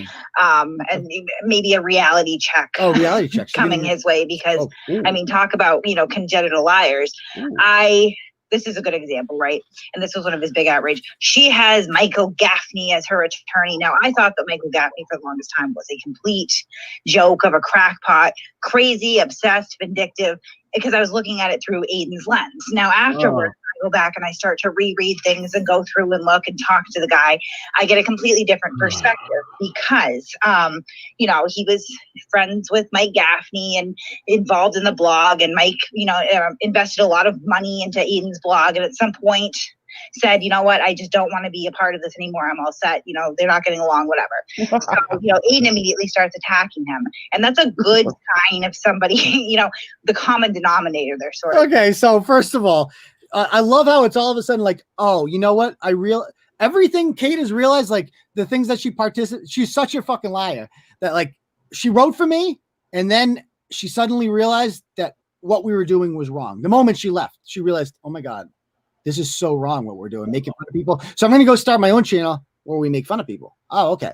And she suddenly realized Mike Gaffney, who is a fucking joke, like the fucking pictures he posts, like Mike Gaffney is here for us to laugh at. Like we all know that. She knows that. She's not fucking known adulterer, known quitter, known loser, right. Like all that. Yeah. And this is a person you used like a Great Woods portalet for well over a fucking year. And I've gone to war against people I don't know for blog shit and all that. I get that part of it, but you went extra as fuck against them. Yeah. Now this is your buddy. You hated him because he helped Ryan. Yes. And now that's your fucking buddy? Yeah, because turtle derangement syndrome is so insane that you're willing to just completely disregard everything that you believe in order to get revenge on me. What she basically says in here is what she's doing. He needs to answer for this. Like if you go on the Discord, they're in there, they're talking about like, oh yeah, things are in the Attorney General's office now. She's convinced that like more fucking Healy's like coming. They must be down to the third string. There's only one person defending her in the comments. Right. And like, so puppy or something. And you're reading this and you're like, oh man, the things that she's saying right now are literally everything Mike Gaffney's always said. Like Mike Gaffney's always said, well, we'll be pulling your records and we'll be getting the tax. Well, IRS is coming after you. And then it's like, of course, none of this happens. Maura Healy's not going to fucking investigate me, obviously. Like, why the fuck would they investigate me? Obviously, done nothing wrong. Duh. Like they think they have me on like tax fraud. Like they think they're going to get me for like taking pictures in a courtroom. Like. And they don't just think that. They say like, oh, he has no idea what's coming his way. Kate, I got news for you. Here's what's going to happen. Nothing. Nothing's going to fucking happen. At least you're not going to get me on anything. I might get you. I might fail, but I'm going to give it a shot. But you certainly aren't going to get me for anything because. I got a question. Hold on. Yeah. You know, so now he's allegedly her lawyer. And so he'll have to come up here and like do all that shit, right? Yeah, he also has a conflict of interest, so we'll oppose. Well, like if he's representing her as like sending you legal documents, all that shit, and then on his page sitting there just can't get your name out of his mouth. That's not that's an acceptable thing. It's not. That's the thing. All right. I'm pretty sure when I get a good attorney, we're gonna get Gaffney removed from this. He can't be a fucking lawyer. Obviously, he sued me before. He has a serious conflict of interest in this whole thing, and it's just so funny that what Gaffney's willing to do, because Kate ain't gonna pay him a fucking dime. Kate doesn't have any money, obviously. So this, and by the way, she doesn't believe in accepting money except for here's my Patreon. Fucking pay me to do nothing. Besides that, she doesn't take donations, etc. Let me just play a couple more clips here, and then we'll call it a night. Like you're good with somebody one week, and the next week you're going, I'm going to attack this person because they've gone crazy. Well, people don't go crazy in a week, right? So let's be clear. So she's basically saying like, I suddenly realized that like Gaffney, the reason, like I was being fed lies by Aidan. He was telling me that like Gaffney went crazy when in reality he left for this reason. Just a reminder, do you remember why Gaffney sued me? Do you remember why?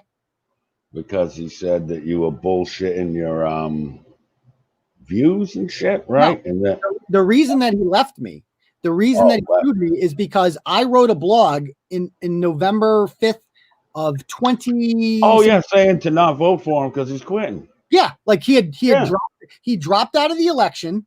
His name was still on the ballot for city council, and I had supported this guy through the whole thick and thin. But he went off the deep end with his Cheers videos and stuff like that. Plus, most importantly, he dropped out of the election and was leaving.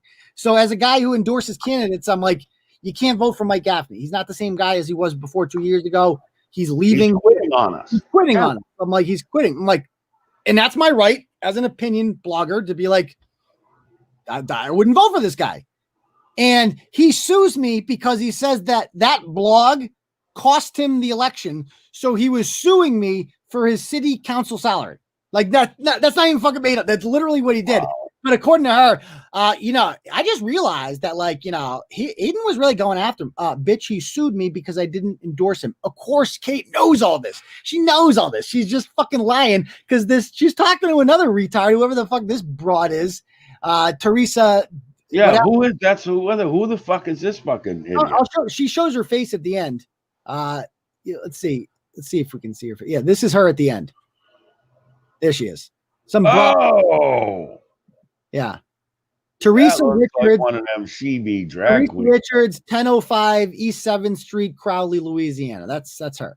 Okay. Why? What was the point of that? I don't know. She showed it, but all I was doing is showing Peter. TikTok shit. Yeah. Let me just play a couple more. We'll call it a night. It's getting late. And that's a good sign of somebody, you know, the common denominator. They're sort of like, you're good with somebody 1 week and the next week you're going, I'm going to attack this person because they've gone crazy. Well, people don't go crazy in a week, right? That's somebody who's jilted. Oh, yeah. And when I finally went through and looked through the deposition of their court case, which no, Michael Gaffney did not prevail in that lawsuit. Oh, really? And understandably so, because he was a public figure at the time. Okay. And that's why he didn't prevail? I think Aidan's attacks towards him were a lot more calculated and demure than what he's done to me. Word. But when I went through the deposition, I was able to, you know, locate at least 50 lies that Aidan told. And I have the proof via emails, text messages, phone calls, things of that nature, that he was lying. I mean, case in point, one of the main questions that came down to this case and in this deposition was, did you write the blog about Michael Gaffney? And Aidan goes, no, I didn't write it. No, I didn't write it. Well, he did, right? And he admits to another one of his bloggers in 2018, I think, in an email that, yeah, he wrote that blog. So, and it really leaves you questioning, like... Kate thinks that she's going to win some lawsuit against me because she thinks I lied in a deposition with Gaffney when I said that I didn't write the blog about, I've written some blogs about him, but other ones I haven't. Okay. And so that's just how it works. So she's obviously confused here. I've written there's been 1 billion blogs about Gaffney published on this thing. Some of them may have written, some of them other people have written. So that's just a fucking fact. Like, Gaffney was not well liked. I had a plethora of bloggers back then. And so Kate thinks that somehow she's going to get me on perjury. They're so obsessed with this. I don't think she understands how court works. Like, Kate, you're suing me for something. Anything about things I said in Gaffney's deposition are completely irrelevant to whatever the fuck you're suing me for. So this is literally just Gaffney brainwashing her with shit, and she thinks she's smart because she can use words like demure. Yeah, that's the same thing with my little friend. She keeps threatening, like, court shit. And I'm like, and her reasoning is, well, I have evidence that you once told someone you were going to use their dead grandmother as a semen squirt gun, and you called this kid a cunt and this and that. And I'm like, well, so you're going to tell a judge that you do the things you do to me because of stuff I did to other people? That is not how court works. Yeah, that's not a real thing. Like, that's not a real all thing. people have done to me is lose to me in court and embarrass yourselves in the process. But you're so convinced that, like, oh, we got him this time. We got him on perjury. I got the one. Like, picture the judge giving up. What are you talking about? Okay. So anyway, it goes on. And because she's like, oh, here's why it didn't work out. If you're so confident that your speech is truthful and constitutionally protected, why are you lying about who wrote it? You know what I mean? Oh, yeah, without a doubt.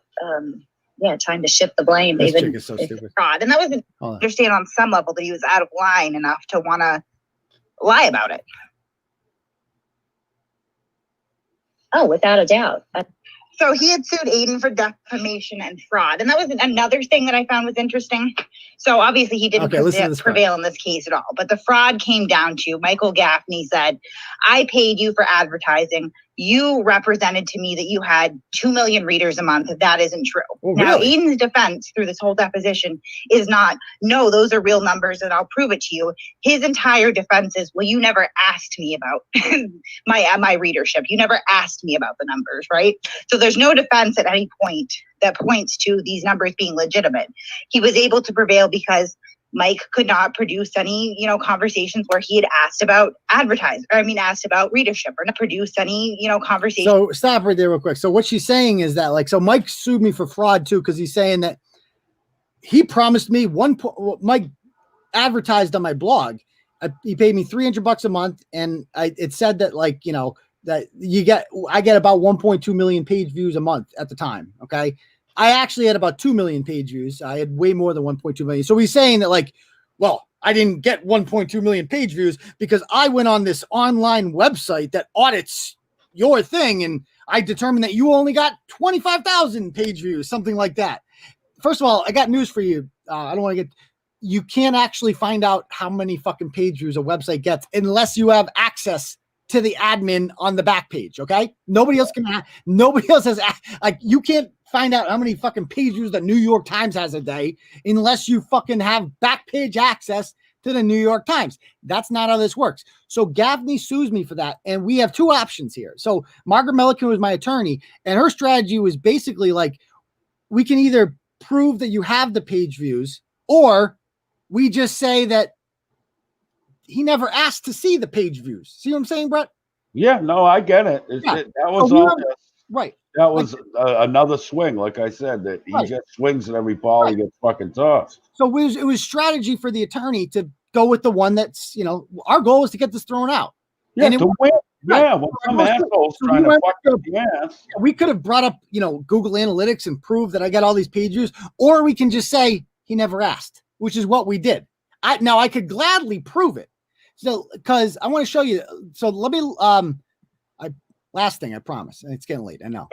Fucking hell of a show, but I like how there's still a big audience here. That's great.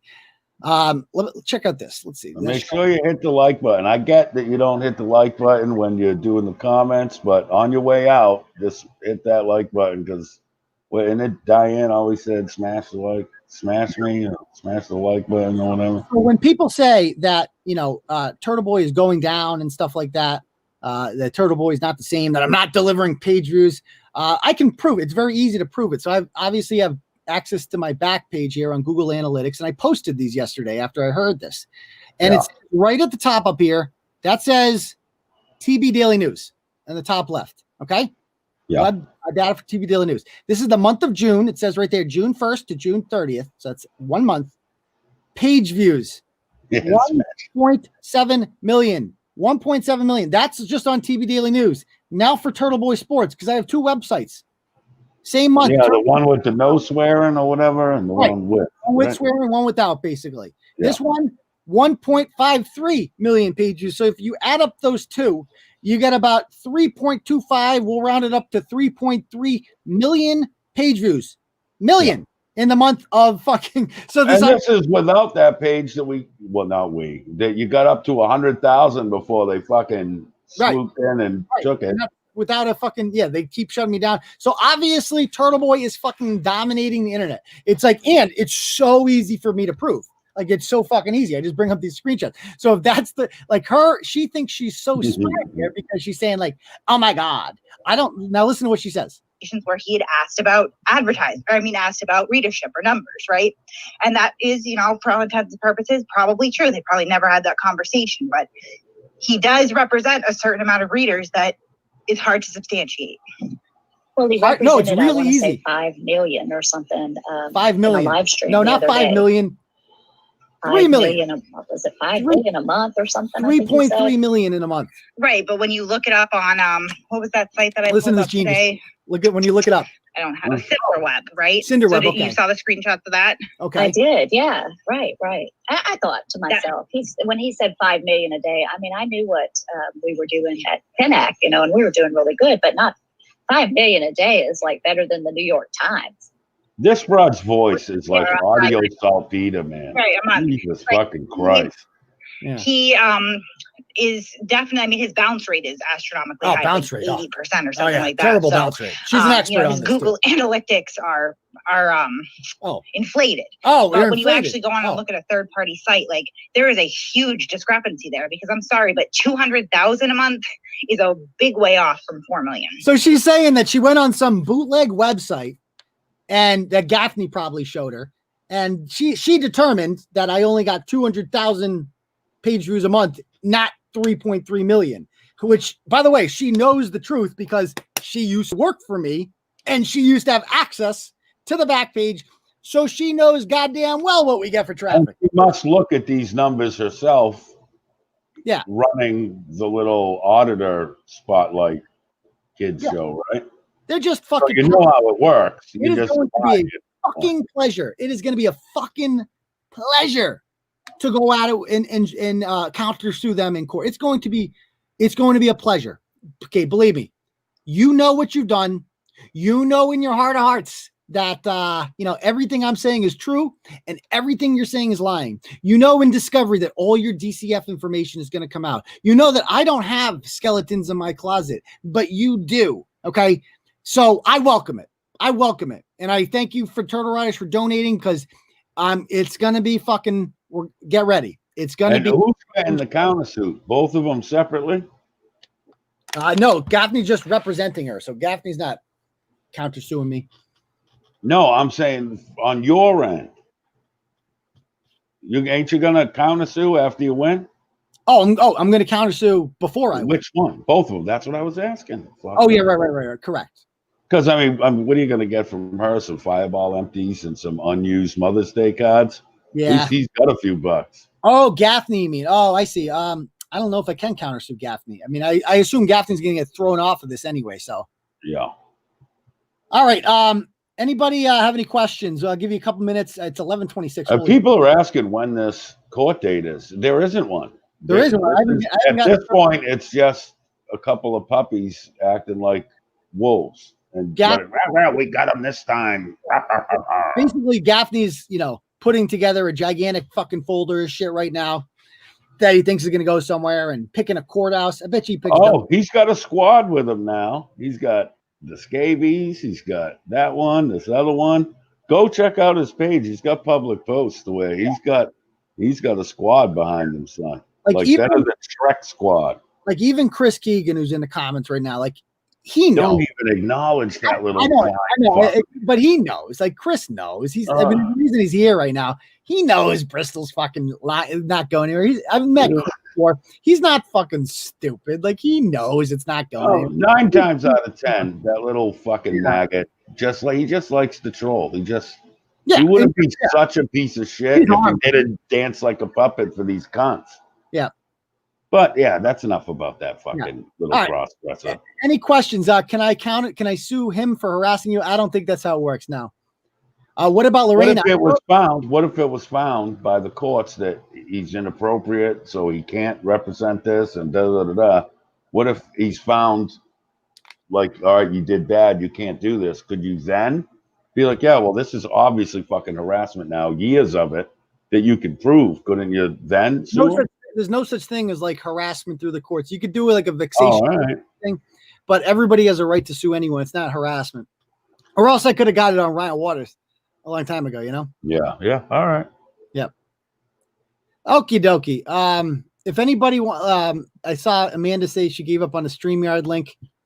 But if anybody wants to right there, do 5 more minutes and we'll call it a night. When will the more big stuff on Kate Peters come out? There really isn't that much big stuff left. I mean, if she sues me, a lot's going to come. I was going to say, there won't be until discovery, and then exactly. That'll be a bloodbath. But have you heard Kate since the DCF report was posted? No, because that was. I mean, I didn't even post the DCF report. It was posted in the comment section. I don't know who the fuck that was, but I can't control if people post shit. All right. I think this is the second time we've done 2.5 fucking hours. We're turning into a fucking bootleg Rogan. Laura, I was the screen by myself earlier on during the freestyle, but that's cool. Can you get Steve Young's sister on the show? I can ask her. She's a cool lady. Did Cormier and Stipe fight yet? That one crowd is watching. How much hate mail have you gotten about Kate lately? Not much. I mean, these people don't contact me. If Kate ever has the balls to come on and destroy her on the subject of digital advertising metrics, I mean, Kate would never come on. That's the thing. Like Kate avoids me like the plague because she knows I'll own her. There's a reason she goes on with like the retards. Like she goes on with these people. And, she knows that they're not smart enough to question her or anything like that. But she knows I'm her intellectual superior. I'm her moral superior. I'm a better person than her. I'm better than her at fucking everything. So that's why she wouldn't come at me. She never fucking would. But the thing about her is she's like saying, you're coming after my kids. Kate, by staying on YouTube and being in the public eye, you're choosing to put your kids out there because your kids are you're a public figure, are you? Yeah. You go on all these panels and all this other shit. You're a public figure, right? Exactly. So you see the plot. Yeah. All right. If nobody else wants to come on, okay. So there I am sitting there. If nobody else has any more questions, I guess. I guess we'll call it. All right. So we will call it a night then, and we will see you all on Tuesday. Thank you everybody who donated. I really appreciate that. Keep this going. It's couldn't be good freestyle tonight. That was, good. I try my best. That was good. Hopefully it was worth it. All right, guys. We will talk to you guys later. Peace, Turtle Riders. Bye, fuckers.